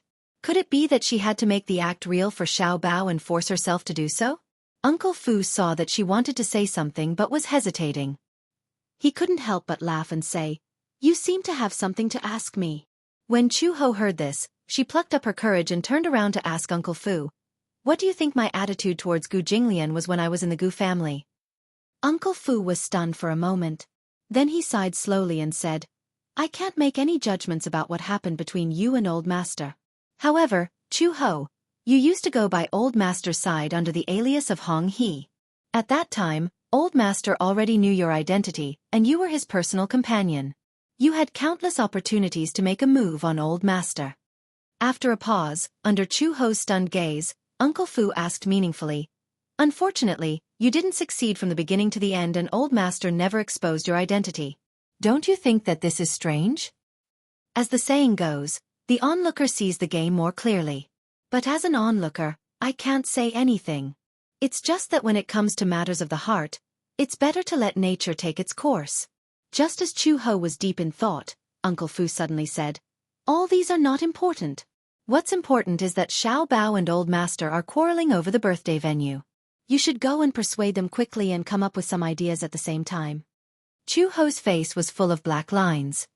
When she walked into the study, she saw Xiao Bao sitting on the sofa angrily with his arms crossed, looking very angry. Gu Jinglian, on the other hand, was sitting calmly in front of his desk, holding a weasel brush and writing ink. Seeing that Chu Ho had come, Xiao Bao's angry face fell. He opened his arms and pounced on her. "Mom!" Sob, sob, sob. Gu Jinglian looked up and saw that she had returned. He ignored her as if she was invisible. Chu Ho picked up Xiao Bao, and the little guy poured out his grievances to her. "Isn't it my birthday this Sunday? I told Dad that I wanted to hold a birthday party at the Gu residence. We could save money and have fun. But Father didn't allow it. What should we do?" Chu Ho's lips twitched. "Save money?" "Yes, Dad said that he wanted to book the entire hotel, but I think it's too wasteful." Xiao Bao whispered in her ear, "I heard from Uncle Fu that it costs tens of thousands to book the entire hotel. It's so expensive. I was trying to save money for Dad, but he called me an idiot. He even said that the Gu residence is so big. If my little friends get lost, it'll be too troublesome to find them one by one." Chu Ho was speechless. That was true. The Gu residence was located in a place with good feng shui. Every inch of land was worth gold, but even so, the Gu residence was still very big. When she first entered the Gu residence, she got lost and couldn't find her way. She imagined that it would be troublesome if a large group of children were to run around the Gu residence and something happened to them. Furthermore, those powerful subordinates of the Gu residence all had ferocious looks on their faces. Would they really not scare those innocent and naive children? Chapter 35:01. Why don't you listen to Daddy and book the entire hotel? Chu Ho said. Gu Jinglian's brush suddenly paused. When the word father came out of her mouth, it gave him a strange feeling in his heart. For some reason, he felt warm. He had never felt such a feeling before. Chu Ho continued, "Daddy is rich. Don't think about saving money for Daddy." Gu Jinglian was speechless. He looked up and his face immediately turned pale. Chu Ho glanced at him and said meaningfully, "Daddy is so rich. If it's your birthday, you can spend it however extravagantly you want." Xiao Bao refused to comply. "I want to spend it in my own home." As he said this, he turned around and looked at Gu Jinglian with a look of hesitation. Chu Ho had no choice but to say to Gu Jinglian, "Why don't we let him spend it in the Gu residence?" Gu Jinglian said coldly, "It's troublesome." He found it noisy. Xiao Bao alone was noisy enough. If there was a group of little kids, it would be so noisy that the entire house would be torn apart. Just thinking about that scene gave him a headache. Chu Ho put down Xiao Bao, walked in front of him and threw his brush aside. Gu Jinglian frowned, but heard her say, "Gu Jinglian, this is Xiao Bao's first birthday in the Gu residence. Since he wants to spend it in the Gu residence, why don't you agree to it this time?" He narrowed his eyes, but Chu Ho lost her patience and grabbed his collar. She smiled, but her tone was unfriendly. "Say, okay." Gu Jinglian looked unhappy and his lips curled into a dangerous smile. "Are you ordering me? How is this an order? I'm clearly discussing it with you." Chu Ho smiled and gritted her teeth. "Hurry up and agree." Xiao Bao also rushed in front of him and leaned on the table. His watery eyes stared at him with a look of anticipation. Gu Jinglian. The mother and son were singing the same tune and had great chemistry. Gu Jinglian curled his lips impatiently and said, "Sure, but you'll be in charge." Chu Ho immediately agreed. "Okay." When Xiao Bao heard this, he immediately hugged Chu Ho excitedly and cheered, "Yay, yay, yay! Mom is the best! Mommy is the best!" Gu Jinglian was a little angry. He was clearly the one who took a step back, yet this guy was hugging Chu Ho and cheering. What was the meaning of this? Xiao Bao sensed Gu Jinglian's dissatisfaction and knew how to read people's expressions. She immediately walked in front of him and threw herself into his arms. She hugged him and smiled contentedly. "Thank you, Dad." Mwah. Gu Jinglian pushed him away in disgust. "Get lost." Just like that, this matter was settled. Xiao Bao's birthday happened to fall on the weekend, so all the children were able to attend. Chu Ho and Uncle Fu had already prepared in advance. However, the most troublesome problem for the birthday banquet at the Gu residence was, Chu Ho stood in front of all the men. Dozens of subordinates stood in a row and looked straight ahead. At the Gu residence, besides Gu Jinglian and Uncle Fu, there were the elders of the 4 main halls and their hired thugs. When the time came, if the children rushed in, then these people might not. It would be too scary. Chu Ho suddenly thought of an idea and told Uncle Fu about it. When Uncle Fu heard this, he was dumbfounded. Is this really okay? What else can we do? What if they scare the children with their fierce faces? Let them smile. Chu Ho said, they all have the face of a villain. Even if they smile, it's still very scary. Chapter 3502. A group of men complained, Sister Chu, what do you mean by villainous face? We protest. That's right. You're attacking us personally. Chu Ho suddenly turned her head and glanced at them coldly. Everyone was so frightened that they kept quiet. Uncle Fu said helplessly, All right. We'll do as you say. When the men heard this, they immediately wailed and howled. No! We don't want to wear those clothes. A real man knows when to yield and when to stand tall. We might as well die if we wear those clothes. That's right. Sister Chu, it's so shameful to wear those clothes. We won't wear them even if we die. Chu Ho said slowly, All right. I'll satisfy you. A few minutes later, more than 10 men were lying on the ground in a mess. A few of them attacked together, wave after wave, but they were still defeated by Chu Ho alone. This woman. She's so scary. Chu Ho clapped her hands casually and said coldly, You can't even beat me, and you still have the nerve to call yourself a real man? It's settled then. Uncle Fu, buy the clothes and let them change into them. Uncle Fu looked at the corpses on the ground and his lips twitched violently. I got it. In the blink of an eye, it was Xiao Bao's birthday. Early in the morning, Xiao Bao climbed out of bed. In the past, he was famous for lazing in bed, but today was different. Today was his birthday. It was his first birthday in the Gu family. He was so excited that he couldn't sleep for the entire night. He woke up early in the morning. The little guy washed his face and brushed his teeth before running downstairs. When he reached the door, he was shocked by the strange scene in the courtyard and froze on the spot. At night, Uncle Fu spent the night decorating. In the courtyard, there were colorful hydrogen balloons tied to the trees. In the originally antique courtyard, there were colorful ribbons tied to the beams. A person wearing a Doraemon costume floated in front of him and said with a resentful voice, Good morning, young master. On the other side, one of the men in charge of smashing was wearing Minnie's costume. He was holding a broom and cleaning the yard laboriously. Its ears were erect, it had a big head and a skinny body. It was very cute. However, it was hard to imagine that the person wrapped in the costume was a ferocious man. In the courtyard, the group of thugs had already changed their clothes in advance. Although they were unwilling, Uncle Fu threw the costume to them, and they obediently put it on. Chu Ho was worried that their fierce faces would scare the children, so he asked Uncle Fu to buy all kinds of doll costumes and instructed them to put them on.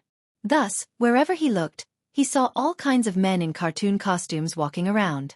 There were Mickey, Goofy, Donald Duck, and even Nick the Fox and Judy the Rabbit from Zootopia, which were his favorite animated movies. For a moment, he felt like he was in a fairy tale world. Xiao Bao's eyes lit up. He found it unbelievable. So cute. A complaint came from not far away.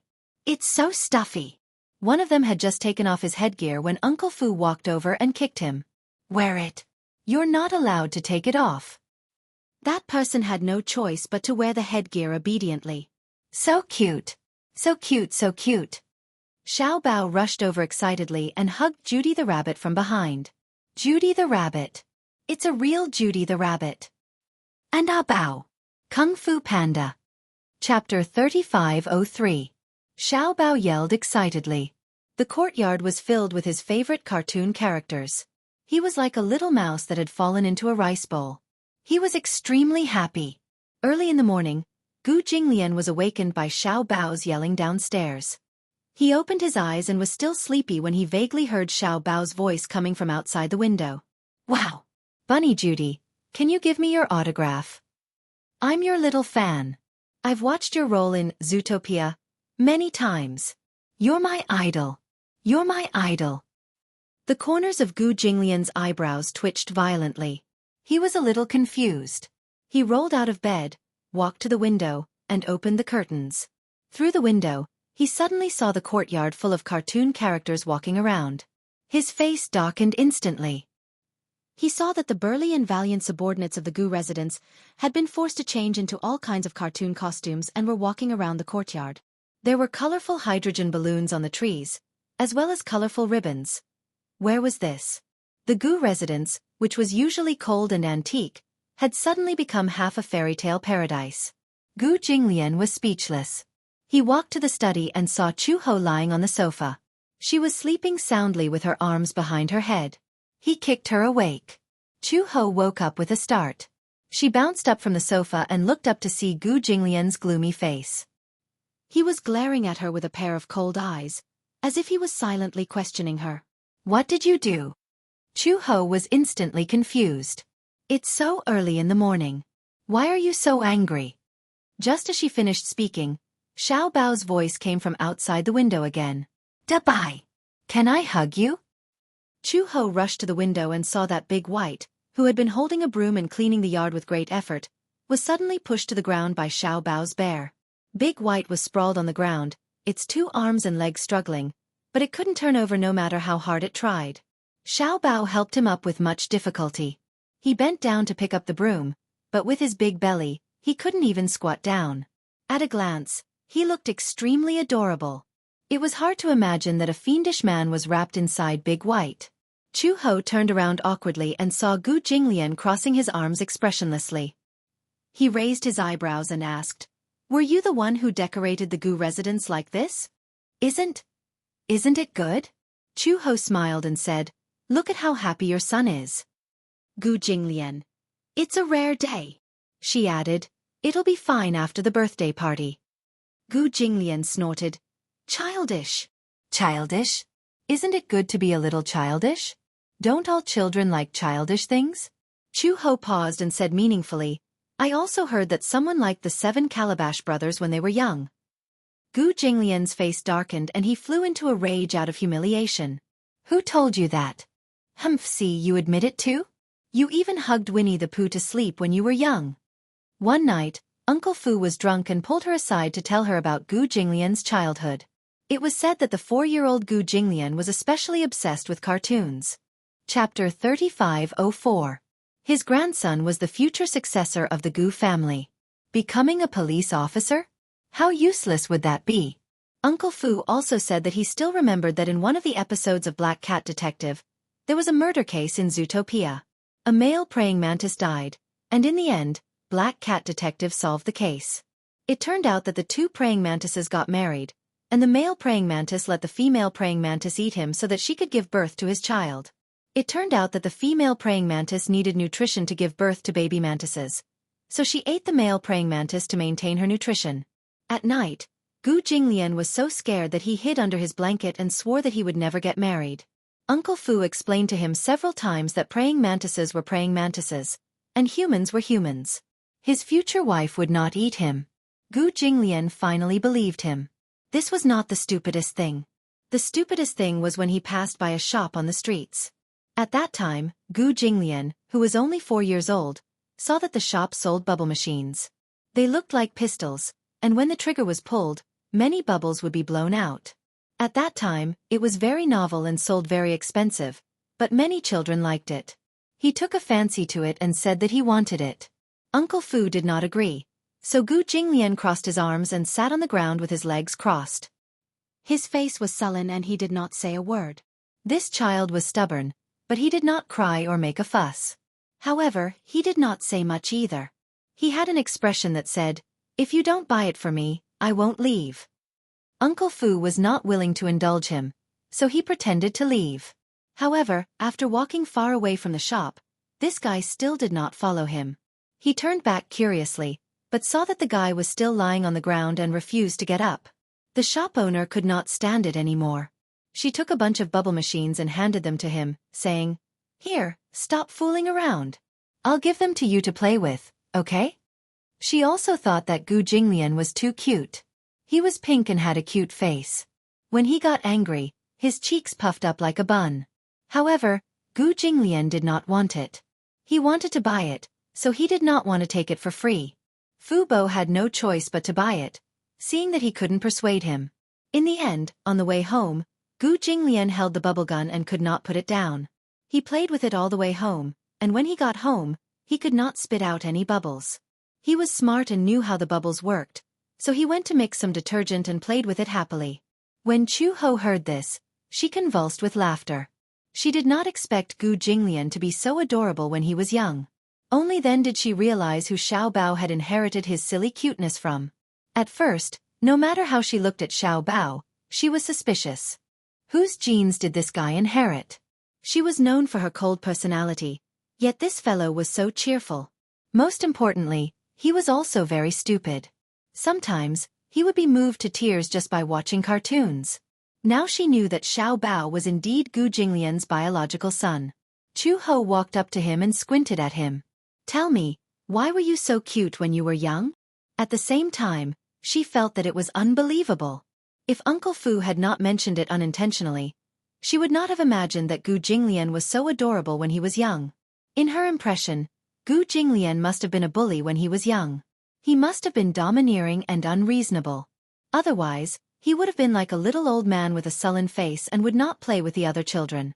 She did not expect him to be as childish as the other children. "Shut up!" Gu Jinglian's face strangely flushed red. He turned around and snorted coldly. This was obviously awkward. He gritted his teeth secretly. This Uncle Fu was using his past to talk about things again. His mouth was not reliable at all. Chapter 35:05. Chu Ho walked in front of him again. "Don't be shy. Who doesn't have a childhood? Look, didn't you like those things when you were young? It's Xiao Bao's birthday today, so just let him be." Gu Jinglian said expressionlessly, "Do as you wish." After saying that, he left with an ashen face. In the morning, many parents sent their children over. At first, many parents were worried. After all, Xiao Bao's parents were not to be trifled with. If their children were to be naughty in front of them and offend them, they might follow in Li Xianlai's footsteps. However, they were on tenterhooks the entire journey. When the car stopped at the entrance of the Gu residence and they got out of the car, they saw a figure in a costume standing at the entrance to welcome the guests. When the children saw it, their eyes lit up. "Oh my God! It's Big White! Big White from Superpower Marine Corps." The children all surrounded him, as if they wanted to pounce on him. The parents were also stunned. Who would have thought that the birthday party at the Gu residence would be so different from what they had imagined? This time they were relieved. However, this birthday party was too different. The birthday party that they had imagined was probably what they had imagined, with the entire hotel booked. When they first heard that it was being held at the Gu residence, they were still wondering how big the Gu residence was and if it could accommodate a class of children. When they reached the entrance, all the parents who came to send their children were stunned. Wasn't this 2F** king big? It was just like the mansions of the wealthy in ancient times. Just walking through the entrance and seeing the winding corridors, as well as the huge garden and courtyard, they were scared out of their wits. They sucked in a deep breath and only let it out when they left the Gu residence. It was 2F** king big. Many parents got lost in the winding corridors. He was indeed rich and overbearing. This piece of land was one of the most expensive in the entire capital. It could be said that every inch of land was worth an inch of gold. Rumor had it that if this land was taken over by the government, it would definitely cost at least 300,000 yuan per square foot. According to their estimation, the entire Gu residence could no longer be measured in square feet. It was more appropriate to use the unit mu to measure it. Comparing oneself to others is really infuriating. Many parents sighed with emotion. They had been working hard since they were very young. After working hard, they finally managed to buy a condominium that was 100 square meters. In the capital, this was considered a standard for the wealthy. Many of them relied on their ancestors' real estate. The main government had demolished 2 houses. Otherwise, with the current housing prices, which were easily tens of thousands of yuan per square meter, and the central area was hundreds of thousands of yuan, how could they afford it? Who would have thought that other people's houses were measured in acres? If the Gu residence was demolished, several buildings could be built. What was even more frightening was that the ownership of the land was in the hands of the Gu family. The government didn't dare to touch it at all. In other words, even if the Gu family were to fall into ruin one day, they could still rely on the mansion to support several generations of people. There was no doubt about this. Many parents had come in worried, but when they saw their children being brought in by people in cartoon costumes, they left with peace of mind. Xiao Bao had been waiting at the door until a Mercedes-Benz slowly drove over and stopped. A young woman opened the car door and carried Xianxia out. Xianxia. When Xiao Bao saw Xianxia, he happily ran to her and held her hand. He said shyly, "Why are you only here now? I've been waiting for you for a long time." Chapter 3506. I'm sorry, birthday boy. There was a traffic jam on the way, so I'm late. It's okay, Xiao Bao said a little embarrassedly. Xianxia immediately took out an exquisitely wrapped present from behind her back and shyly handed it to him, saying, "Xiao Bao, happy birthday." "Oh, thank you. Here. This is a present for you. I don't know if you'll like it." Xianxia's voice became softer and softer, obviously very shy. However, Xiao Bao seemed very excited and said expectantly, "Can I open it?" "Now," Xianxia said, "you can open it if you want, but if you don't like it, don't be angry." "Why would I? As long as it's a present from Xianxia, I'll like it." Okay. Xiao Bao opened the present curiously and saw a bouquet of flowers lying quietly in the gift box. However, this bouquet of flowers was different from ordinary bouquets. This bouquet of flowers was tied up with many starry sky lollipops. Xianxia didn't know what present to give, but thinking that Xiao Bao liked to eat sweets, she tied all her favorite starry sky lollipops into a bouquet and made it into a bouquet of flowers. Wow! The beautiful starry sky lollipops instantly lit up his eyes. He suddenly leaned close to Xianxia and kissed her on the cheek, saying happily, "Thank you, Xianxia. I like it a lot." Xianxia's face suddenly became as hot as a burning cloud. So much so that she stuttered, You like it, as long as you like it. These sweets. I can't bear to let my dad eat them. But because you're my best friend, so." Xianxia's mother squatted down and said to Xiao Bao, "I'll leave Xianxia in your care today." "Okay. Xianxia, have fun today. Mommy will come to pick you up later." "Okay." The two little guys watched as the car left. Xiao Bao immediately held her hand and said with a smile, "Xianxia, come in quickly." Xianxia was led through the door by Xiao Bao. As soon as she stepped through the door, she was shocked to see the yard full of cartoon characters. She was so shocked that her eyes widened. Wow! Other than gasping in amazement, Xianxia was so excited that she couldn't say a single word. Xianxia also liked to watch cartoons. She had watched many Disney animated movies many times. Her favorite movies were Frozen, and she also liked Dubai from Superland Marines. As such, tears welled up in her eyes as soon as she saw Dubai. In the hearts of young children, the characters in these animated films were not just limited to the adult world. The word cute was enough to describe them. To them, these people were the hottest superstars, and even more so, their dreams. Most of the children in the class had arrived and were playing with the cartoon dolls in the yard. It was as if he was in a fairy tale world. Xianxia even suspected that she was dreaming. Xiao Bao asked, "Jiner, you also like Dubai, right?" "Yes. I like Big White the most." Xiao Bao immediately said, "Dubai, come here." Hearing his little master's summon, Dubai immediately rushed over and waved his hand as he stood in front of them with his big belly. Xiao Bao introduced, "This is Princess Xianxia." Xianxia stared at Dubai nervously. Chapter 3507. Xianxia blushed shyly. "Hello, Dubai." Pausing for a moment, she suddenly smiled brightly and placed her hands behind her back shyly. "Dubai, can I hug you?" she asked nervously. Dubai tilted his head, looking very adorable on the surface. However, the scar-faced man in the costume had a gloomy expression on his face. He was the worst at dealing with children. Even so, Xiao Bao glared at him fiercely from the side, as if he would not hold back if he dared to refuse. Dubai immediately opened his arms and said gently, "Of course." Xianxia blushed even harder, but she happily pounced toward Dubai. Upstairs, Gu Jinglian looked at the yard full of dolls and little ghosts with a gloomy expression. Originally, Having such a stupid and idiotic son like Xiao Bao was already enough to give him a headache. Now, he had to deal with a bunch of brats. Especially in Xiao Bao's class, there were a few mischievous children who were fooling around in the yard. They climbed up the rockery nimbly, and below them was the pond. Uncle Fu stood at the foot of the rockery anxiously and tried to coax them to come down. They won't come down. They won't come down. Wah! There are so many fish in the pond. The fish are so cute. I really want to touch them. A group of children lay by the pond and looked around. Gu Jinglian raised his eyebrows gloomily.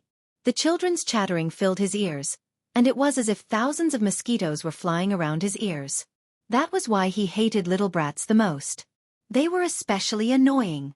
Speaking of Gu Jinglian, he was not a fan of brats. At first, he did not have much patience with Xiao Bao. However, after spending some time together and getting used to this guy, he sometimes found him very cute. Although he was really annoyed when he was annoyed. However, he was still his son. However, he might not have half the patience to deal with other children. Gu Jinglian closed the window and returned to his study. After a while, Uncle Fu came upstairs and knocked on the door. Master, the cake is about to be cut. I don't have to show up, Gu Jinglian said impatiently. He felt extremely troubled at the thought of going downstairs to cut the cake and having to face dozens of little idiots. That's not very good, is it? After all, you are Xiao Bao's father.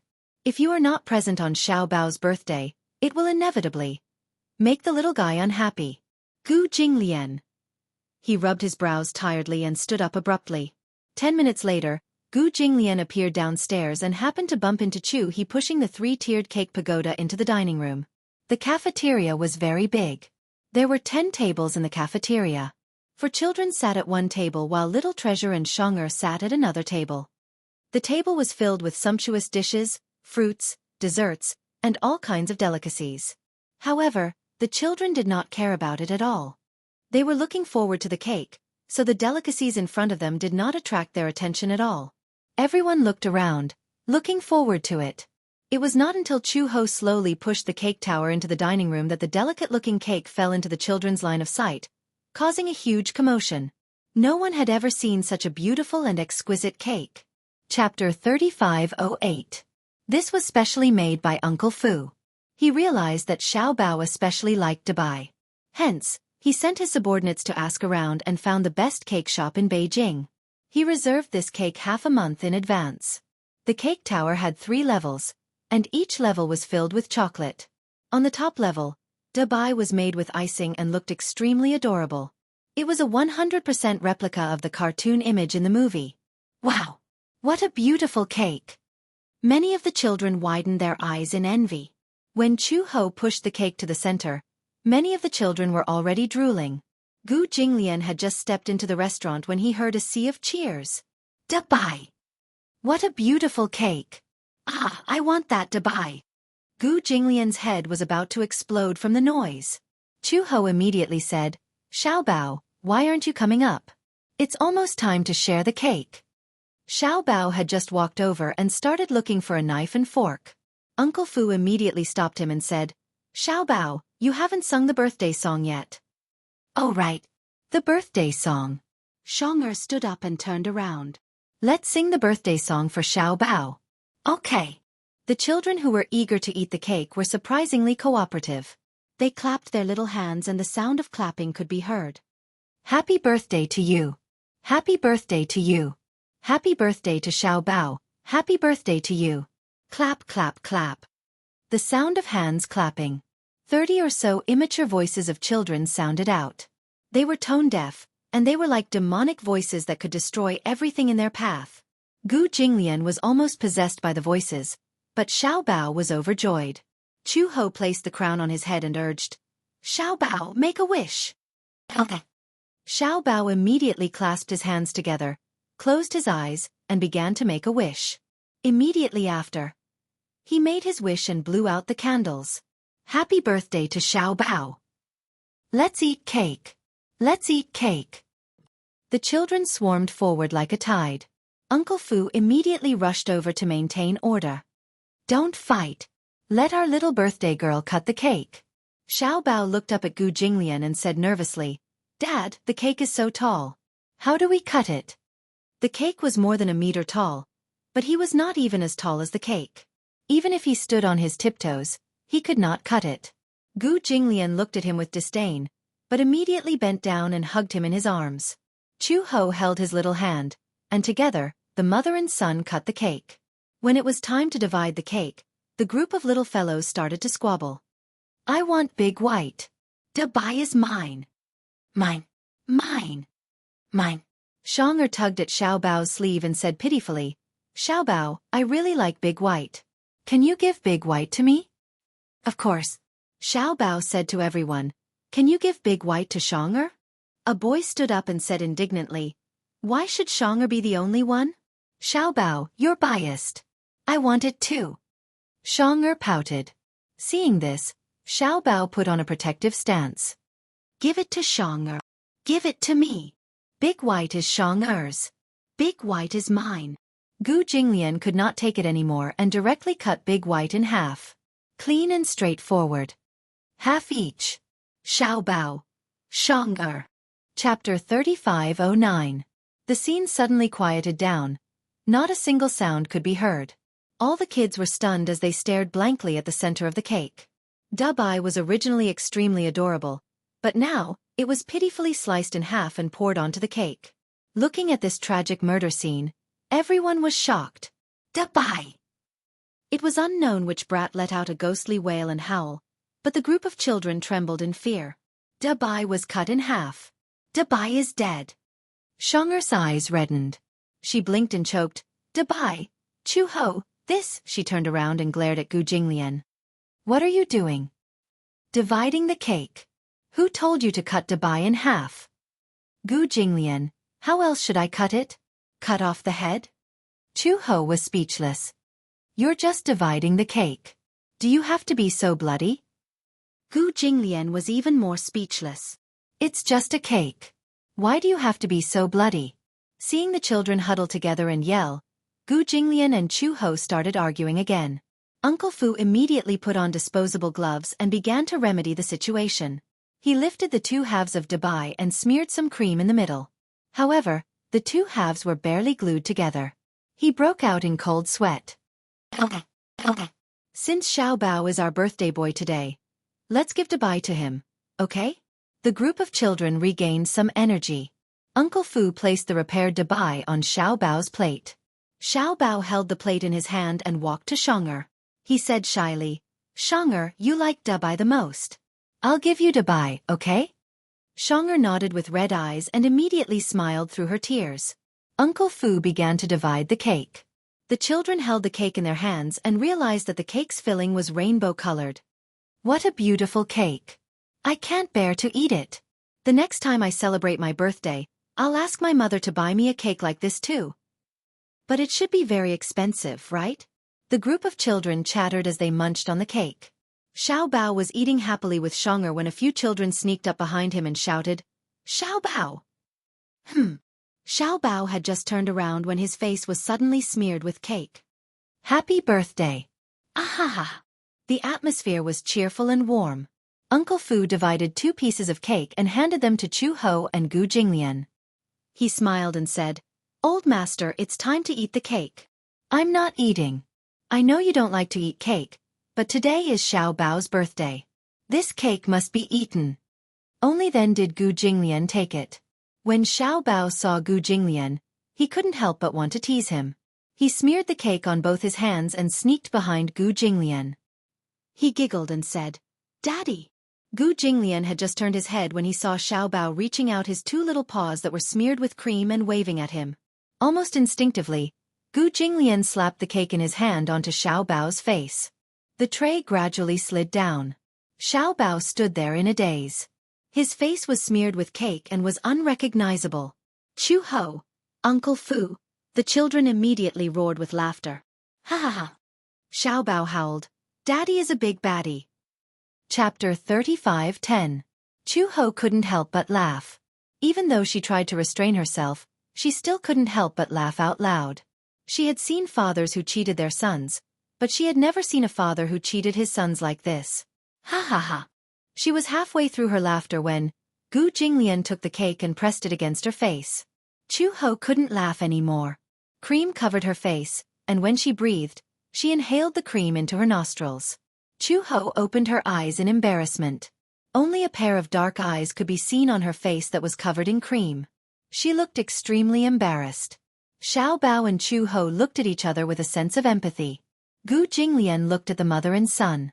His originally cold face cracked, and he broke into a smile. His lips curved into a smile. Ha! For some reason, his smile was brighter than the sun outside the window. It was as if the whole world was glowing. He was born handsome, but he was usually unsmiling and had a very cold and serious face. She also rarely saw him smile.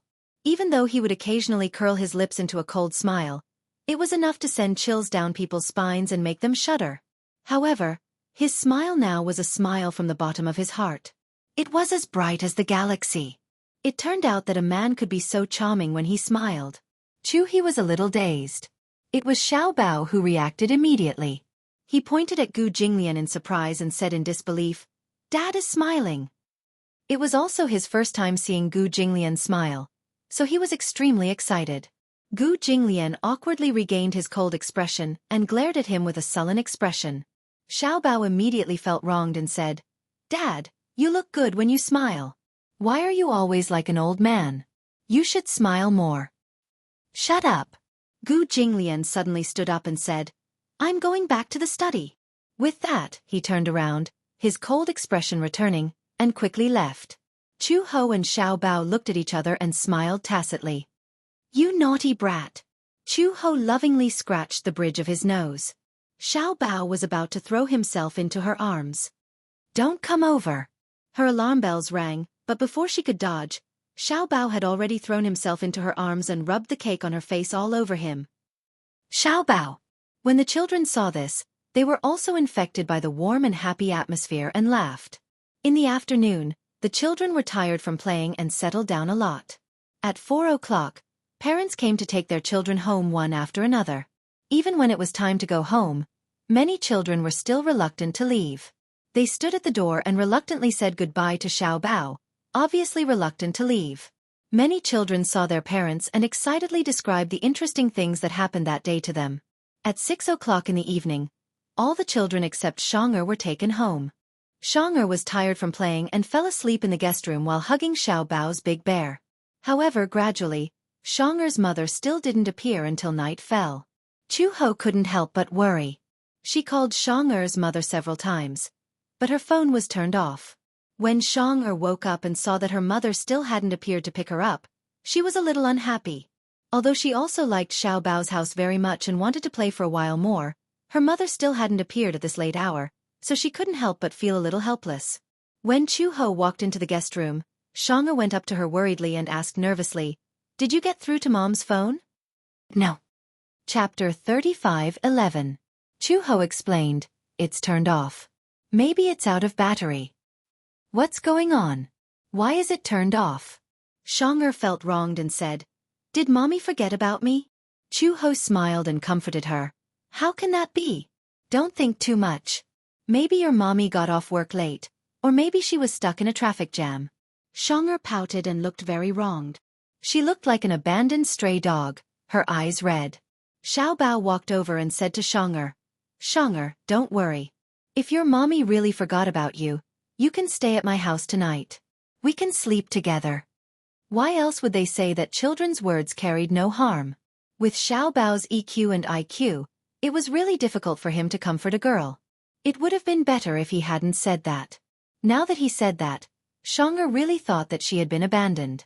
Her eyes, which were originally red, were forced to cry. "Boo-hoo. Xianxia wants to go home," Xianxia said as she walked towards the door. Chu Ho glared at Xiao Bao in disappointment and poked his head. "Do you know how to coax girls?" Xiao Bao was speechless. Chu Ho said, "You'll only scare Xianxia if you say that." The child was so young. If Xianxia's mommy didn't come to pick her up, the child would only think that her mommy didn't want her anymore.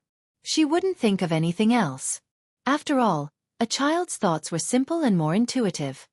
"Mommy!" Xianxia ran to the door and stood there, craning her neck to look around. However, the door was cold and cheerless. She looked around for a long time, but it was still in vain. Did Mommy really not want her anymore? Xianxia sniffled with tears in her eyes. Her two little hands were intertwined, looking extremely worried. Chu-ho saw her standing at the door with an anxious expression. He walked over, squatted beside her, and hugged her thin body. Xianxia, don't worry.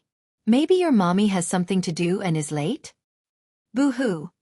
If it's really too late, sleep with Xiaobao tonight, okay? How is it possible that my mother didn't come to pick me up so late? Jean fiddled with her fingers and said pitifully, Does mommy not want Jean any more after you have a baby? Baby? Yes. Only then did Xianxia tell him about her worries in full detail. It turned out that Xianxia's mother was pregnant with her second child last month. One night, she pulled Xianxia in front of her and asked her a serious question. Xianxia, didn't you always want a younger brother or sister? Xianxia blinked her eyes in confusion. When she was young, she saw a pair of twins in her neighbor's house. The boy and the girl were always together, holding hands. Xianxia was very envious and unintentionally mentioned that if she had a younger sister or brother, she wouldn't be lonely. Thus, these words remained in his heart. Some time ago, Xianxia's mother suspected that she was pregnant and went to the hospital for a checkup. When she found out that she was more than 2 months pregnant, the whole family was very happy. When Xianxia heard that her mother was pregnant with a Xiaobao baby in her stomach, she was very happy. She said, Sure, of course. If I have a younger brother or sister, Xianxia will definitely take good care of them. However, when she went to school and told the other children about it, she received a lot of complaints. I hate my younger brother the most.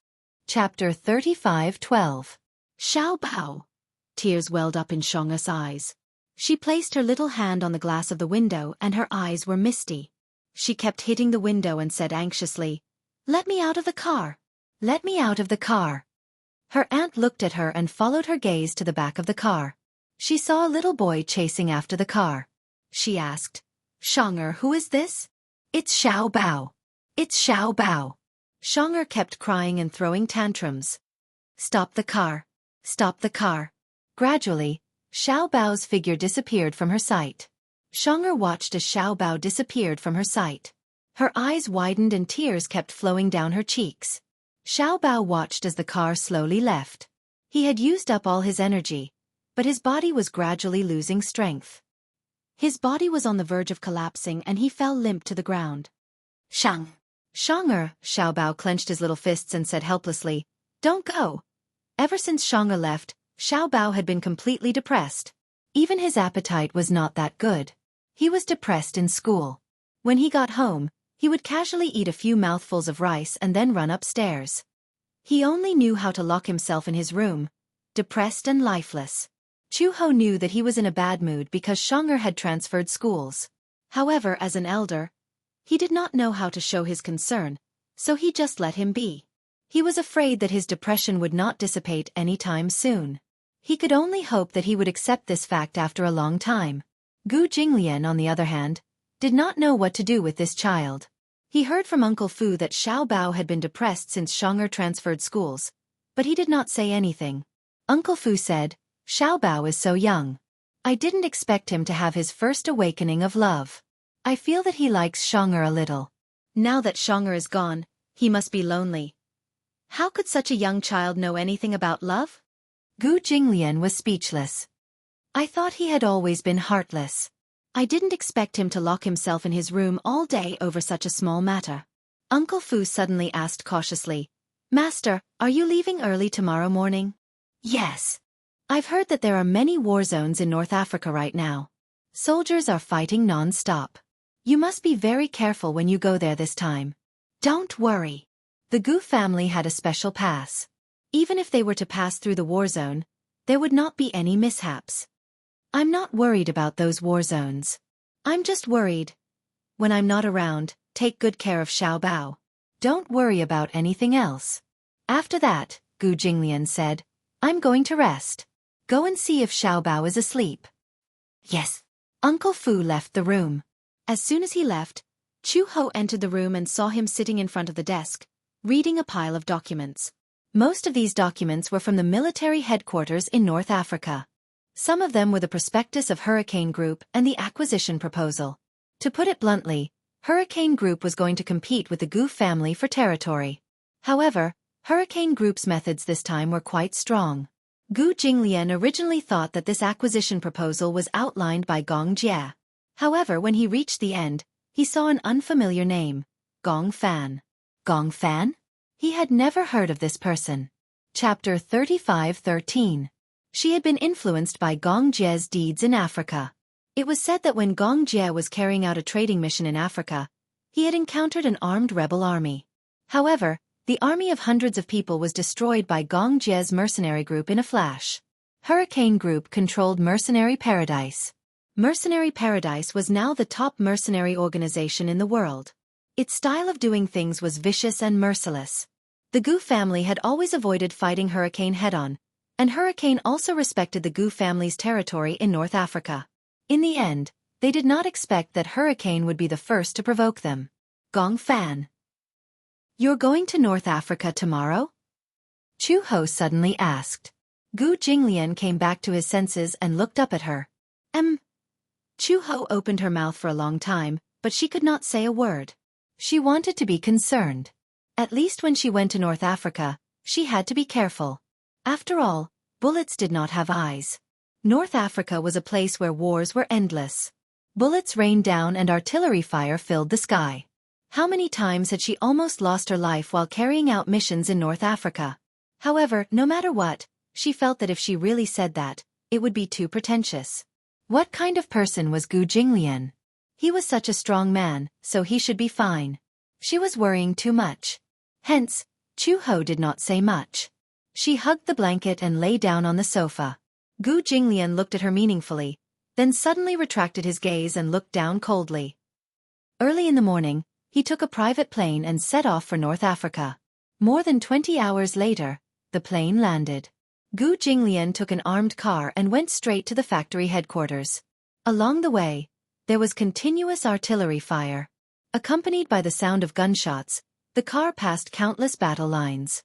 On the road, by the bridge, by the river, everywhere he looked was filled with casualties.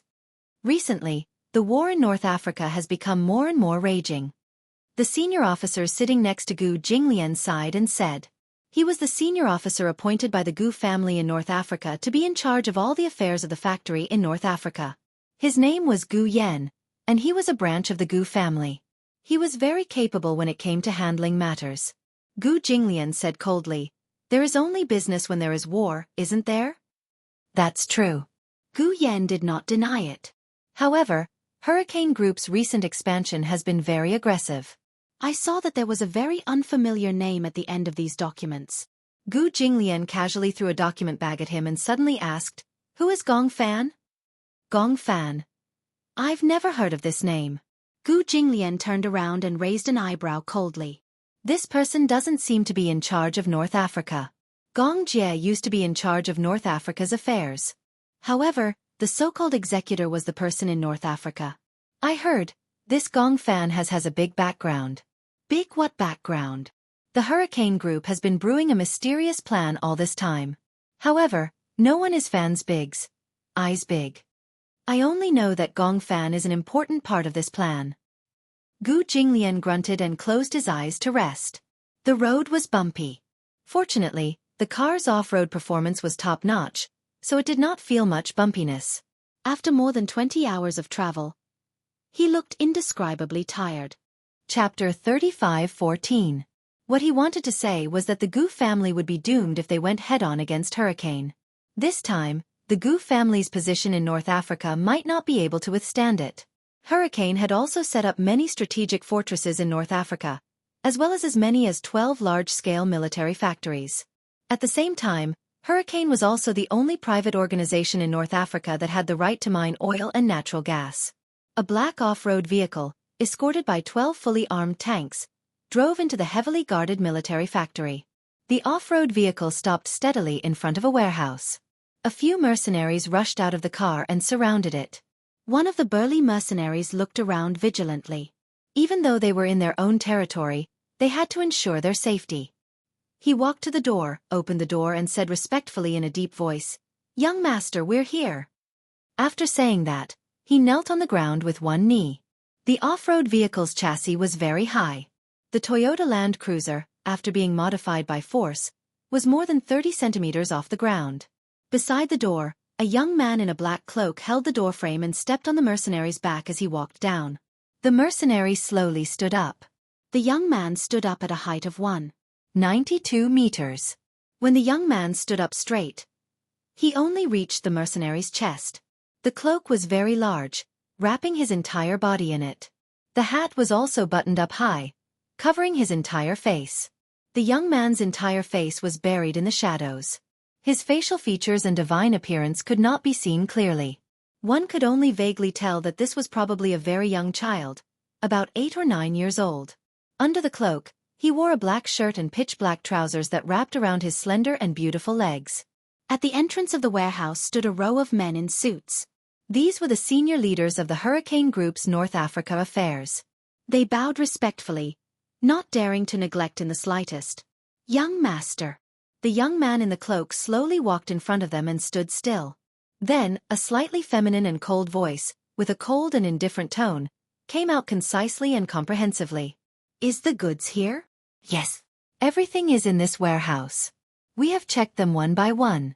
There are no incomplete goods." "Show me." "Yes." The door of the warehouse slowly opened. The cloaked youth walked in with a sullen face. As soon as he stepped in, all the lights in the warehouse lit up. The heavy shutter door fell behind him.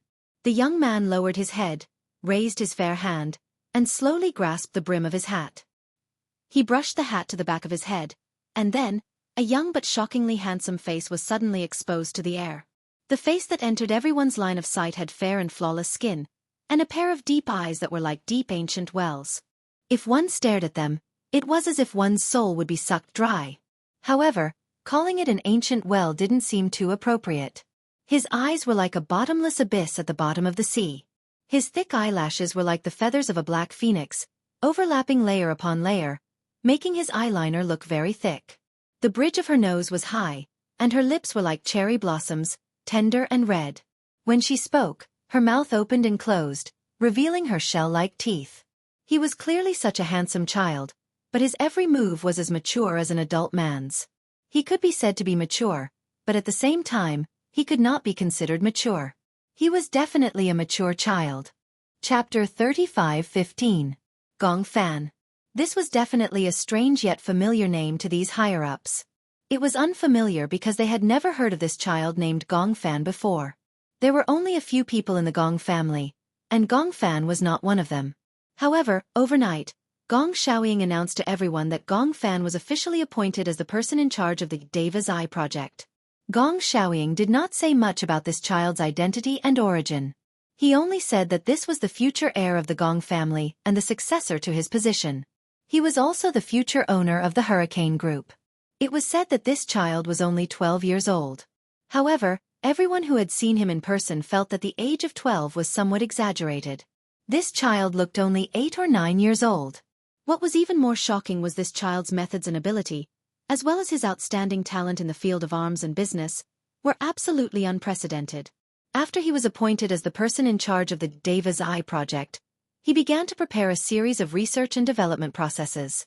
Everyone knew very well what the Deva's Eye project meant to the Hurricane Group. If the plan succeeded, the Hurricane Group would become the world's undisputed overlord. Purchasing a few pieces of golden land in North Africa for research, and investing hundreds of millions of US dollars as an experimental base was one of them. Nearly $1 billion worth of equipment were divided into batches and transported to the North African site within 10 days. This was the second. Kicking out more than a dozen people in charge of the North African market who were sitting on empty salaries from the Hurricane Group was the third. However, within a month, Gong Fan's name was enough to make many people fearful. Now, he actually wanted to compete with the Gu family for territory in North Africa. It really shocked many people. One had to know that the Gu family's dominance in the North African market was absolutely extraordinary. He was just a child, yet he dared to go against the Gu family. It was unknown if he was a newborn calf that was not afraid of tigers. He actually dared to be so arrogant. The young man walked to a row of shelves. The shelves were covered with a thick layer of dust-proof cloth. He casually lifted it, and the precision instrument parts came into view.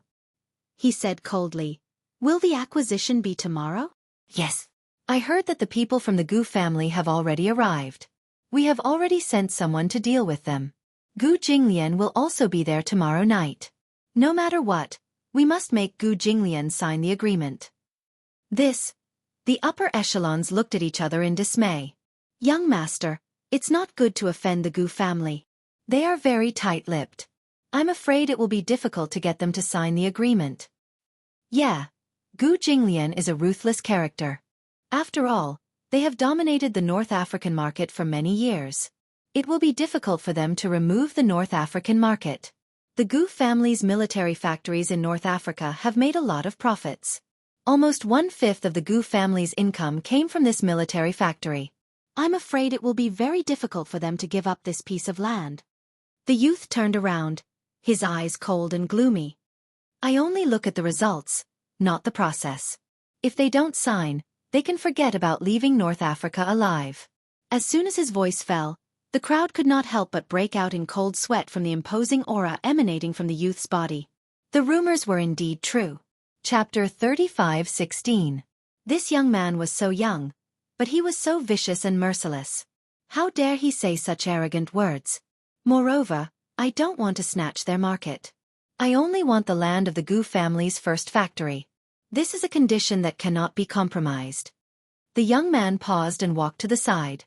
His gaze landed on the cold equipment on the shelf and he said calmly, either they close the factory and withdraw from the North African market, or they move the factory to another place. There is no third option. Yes, understood. Everyone bowed their heads, cold sweat dripping down their backs. The young man said, check the equipment and parts again. Don't miss anything. Understood. After the young man left, the higher-ups finally heaved a sigh of relief. The hotel was heavily guarded within a radius of a few miles. In the room, Gong Fan sat on the sofa, holding a file in his hands. His slender and fair fingers flipped through the pages. His eyes scanned through 10 lines at a glance. In his mind, the data was like a gear, calculating rapidly. Lisa brought the black tea to the side table and asked carefully, Master, when are you going to rest? Shoo. Gong Fan put a finger to his lips, indicating for her to keep quiet. Lisa understood and immediately retreated to the side. She walked to the side and hung his coat in the wardrobe. Suddenly, she heard a cough. Only then did she remember that it was already past 8 o'clock, and it was time to take his medicine. Thus, she took the medicine box from the wardrobe and arranged the medicine that he should take one by one. She placed them on a small tray, poured some purified water, and handed it to him. Master, it's time to take your medicine. Gong Fan looked up. A trace of fatigue appeared on his slightly pale face. His gaze was fixed on the colorful pills, and his brows furrowed slightly. Lisa immediately took out the candied fruits from her bag, opened the lid, shook a few out and handed them to him. Only then did Gong Fan take the pills and put them into his mouth. He swallowed them with the purified water and immediately ate a few candied fruits. He was afraid of bitterness. As long as it was slightly bitter medicine, he would only take it with the candied fruits. It's getting late. It's time to rest. Gong Fan nodded, put the file aside, and slowly stood up. When he passed by the balcony, he looked out through the floor-to-ceiling window. He could vaguely see flames and smoke thousands of meters away. The hotel was only a few thousand meters away from the battlefield. However, this was the headquarters of the Hurricane Group. Most of the Chinese factories were located here. Separated by a bridge, a boundary of peace and war was formed. The war in North Africa had reached its climax. At the same time, the sales of weapons continued to increase along with the war. This meant that the North African market had become the focus of Hurricane Group. Gong Fan suddenly pushed open the door and walked to the balcony. The night breeze blew against his face and woke him up a little. Lisa followed closely behind him, only to hear him say faintly, "Listen, what a beautiful sound." Gong Fan closed his eyes and listened to the sound of gunfire coming from not far away. His thin lips curved slightly and his handsome eyebrows raised slightly. Just a few months ago, Gong Xiaoying announced that Gong Fan would be the person in charge of the Heaven's Eye project. Everyone was unfamiliar with this name that had suddenly appeared out of nowhere. Especially Gong Jia. He did not know who this successor, who had appeared out of nowhere, was. Chapter 35:17. This name was almost the top secret of the Hurricane Group. No one could find out about it. They only knew that this name represented the highest authority. Gong Jie was the chief commander of the Hurricane Group. Before this, other than Gong Shaoying, everyone obeyed his orders. However, Gong Fan's appearance broke this monopoly. Although Gong Jie was still the chief commander on the surface, the situation in the Hurricane Group had suddenly changed. Gong Fan, a name that had never been heard of before, had almost become the person with the highest authority. And Gong Jie did not expect that this child called Gong Fan was Yu Yu. War, since ancient times, has always been an unsolvable proposition. Gong Fan opened his eyes slightly, and a cold voice slowly came out from his thin lips. Gong Jie actually wanted to use the Sky Eye plan to achieve the goal of peace. Utterly stupid. Lisa frowned, but a strange expression appeared on her face. When the Sky Eye plan was first established, it was only a bold idea of Yu Yu. The so-called Sky Eye plan was to use quantum technology to lock down the sky, control absolute air supremacy, and seal off the world's information. When that day came, even if they wanted to start a war, they could forcefully stop it. When this plan was proposed, everyone in the Hurricane Group had their own ulterior motives. World peace? No war? It was met with opposition from almost everyone. One had to know that the Hurricane Group was born from war. If there was no war in this world, then there would be no Hurricane Group. An overlord group that relied on selling firearms to survive in this world. If there was really no war in this world, then how would the Hurricane Group survive if they lost the firearms business? Where would they sell so many weapons? What was even more unbelievable was that Yu Yu actually had a very positive attitude towards this plan. Locking down the sky and controlling absolute air supremacy would inevitably mean that they would become an overlord that surpassed all countries. As the saying went, it was lonely at the top. Since ancient times, no dynasty had been able to preserve 1,000 years of history. This was because human ambition had always been endless. This was almost a biological instinct. In the animal world, the weak were prey to the strong. Similarly, the human world was the same. Everyone wanted to be the winner. From the petty infighting in the workplace to the disputes of interests between countries, no one had ever been able to retreat from the whirlpool of interests. This was the only law that existed in the world. Whether it was passive or active, humans learned to fight for something from the moment they gained consciousness.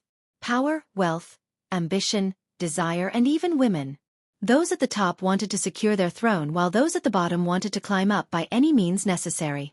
There had never been a person, a country, or a period of history that could maintain its position as the overlord for more than 1,000 years. World peace? This was the biggest joke of the century. War would only end when people's ambitions withered away.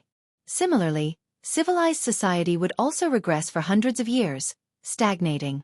However, compared to Yu Yu's ambition, Gong Fan's ambition was even greater. The night breeze blew gently. I want this world's war to be born because of me, and to die because of me. Chapter 35:18. If she had to use a word to describe it, Yu Yu was warmth. Gong Fan, on the other hand, represented destruction. Lisa could still remember when Yu Yu first joined Hurricane. He had vowed, "Only when I'm strong enough can I protect the people I want to protect." However, when that pure and warm Yu Yu was sealed away forever, he returned as a youth who was so cold that he did not seem to be made of flesh and blood. Only when I'm strong enough can I prevent my fate from being dictated by others. Gong Fan, who had returned, was like a terrifyingly ambitious schemer. "Master?" Lisa looked up with a conflicted expression and mustered up her courage to ask, "Do you still remember Yun Tianyu?" In her memory, it was Yun Tianyu's warm smile when he smiled at her. However, when their gazes met, the Yu Yu reflected in her eyes had become so cold. Gong Fan turned around expressionlessly and raised a brow. "Who is Yun Tianyu? Should I know him? Have you forgotten? You don't remember at all?" Gong Fan's voice was as cold as ice. "There's no such name in my memory. Therefore, he should be an insignificant person who was not worth keeping memories of." Lisa weakly smiled. "If you don't remember, then forget it." She paused for a moment before saying, "It's cold. Let's go back to the room." Gong Fan entered the room. Lisa closed the balcony door and looked at his back thoughtfully. The next night, in the hotel's conference hall, when Gu Jinglian arrived, it was already 7 in the evening. On his way here, He passed by the war zone and was delayed for some time. When he reached the conference hall, it was filled with people in black suits. These were the Hurricane Group's North African market executives. A youth in a black cloak sat at the table with his back facing him. The brim of his hat was pulled up high to cover his entire face. His subordinate beside him reminded him that this youth in a black cloak was Gong Fan. Why is it a child? This is my first time seeing him too. I didn't expect it to be such a young child. Just as Gu Jinglian was about to walk in, one of his subordinates pulled him back and said worriedly, "Mr. Gu, I'm worried that this is a trap." It was said that there were very few people who had seen Gong Fan's face. Most of the people who had seen him in person no longer existed. One could imagine how ruthless this child was. He was simply like the Grim Reaper. So what? Gu Jinglian looked back and said coldly, "From the moment I stepped into North Africa, I had already entered Hurricane's territory. Since we're already here, let's take things as they come." Gu Jinglian walked in and sat down at the table. Hearing the footsteps behind him, Gong Fan slowly turned around and looked at him. His lips curled up coldly. "You're 3 minutes late." Gu Jinglian raised his eyebrows but did not think much of it. "So, is there any punishment for being late?" "That depends on your performance." The youth's voice was very cold. He raised his hand and a man beside him immediately walked over and handed him a document. Gong Fan pushed the document in front of him and said lightly, "You should have already read this agreement." "Yes, I have." Gu Jinglian's gaze fell on the document and he laughed mockingly. "So, you invited me here not to negotiate with me at all, but to let me sign my name directly." Chapter 35:19. "Oh. Then, what if I don't sign it?" Gu Jinglian suddenly pushed the document away. His expression was equally cold. The young man looked up slightly. Under the cloak, his face was buried in the shadows, and it was impossible to see his face clearly. The entire conference hall was dominated by the people from the Hurricane Group. However, even so, Gu Jinglian still looked calm and composed. He sat at the table calmly, facing Gong Fan. Invisibly, the auras of the two people fiercely clashed several times. They were actually evenly matched. Lisa, who was standing behind Gong Fan, looked at Gu Jinglian. She actually felt that this man had the same temperament as Gong Fan. Cold and icy. Even in such a tense atmosphere, his aura did not lose out at all. Gong Fan said, "You have to sign it." "Why?" Gu Jinglian glanced at the document and crossed his arms arrogantly. "I can't accept the unfair terms on the document. Similarly, I, Gu Jinglian, am also a capitalist of the Hurricane Group. Capitalists don't make meaningless deals. It's your business if you want this piece of land. If I don't give it to you, it's my attitude." Gong Fan suddenly sneered and said slowly, "The terms on this document can't be said to be unfair to you." "What do you mean?" The young man said coldly, "There are many ways to deal with real inequality. Similarly, there are many ways for me to get that piece of land. I can buy it. Similarly." Pausing, his upper body slightly leaned forward. Beneath his cloak, a pair of deep eyes stared at him without blinking. He enunciated each word clearly. "I can also raise your military factory to the ground in a single night. At most, I'll blow up this piece of land into ruins and rebuild it." Gu Jinglian frowned and narrowed his eyes. However, the corners of his lips curled into a mocking smile and he let out a contemptuous sneer. "Are you threatening me? That depends on what you think. You can't threaten me with just you." Gu Jinglian mocked. "The Hurricane Group is so powerful. Why would they go against the Gu family? There are so many pieces of land in North Africa, and you picked the one in my hands? Cut the crap." A man beside Gong Fan slammed the table and angrily pointed at Gu Jinglian, saying, "You have to sign today whether you want to or not. Otherwise, don't even think about leaving." Before he could finish his sentence, Gu Jinglian gave him an impatient look. The mercenaries behind him immediately stepped forward, took out their guns, and aimed between the man's eyebrows. With a bang, they fired.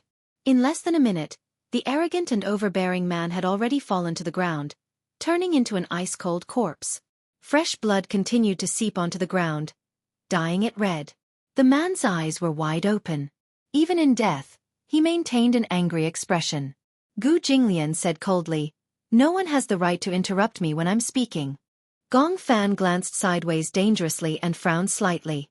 Behind him, the mercenaries of the Hurricane Group immediately raised their pistols and aimed accurately between Gu Jinglian's eyebrows. The mercenaries behind Gu Jinglian immediately raised their hands and aimed their submachine guns at Gong Fan. In an instant, the two sides faced each other with swords drawn. However, Gong Fan, who was pointed at by dozens of guns, still sat motionless on the chair without any fear. Chapter 35-20. Gong Fan glanced at the mercenaries behind Gu Jinglian from the corner of his eye. He glanced sideways and signaled with his eyes. Lisa, who was behind him, immediately understood. Facing so many mercenaries from the Gu family, she walked calmly to the mercenary who had shot Gong Fan's subordinate. She grabbed his throat and twisted it tightly with her knuckles. That mercenary couldn't help but smile mockingly. The person standing in front of him and strangling his throat was only a girl of about 10 years old. She had such a small figure, especially her hands, which were small and thin. Did she think that she could break his throat? What kind of joke was this? However, before a mocking laugh could come out of his throat, Lisa's fingertips were filled with strength. She suddenly released her grip and the mercenary's throat was broken. A crisp crack sound was heard. It was extremely crisp and clean.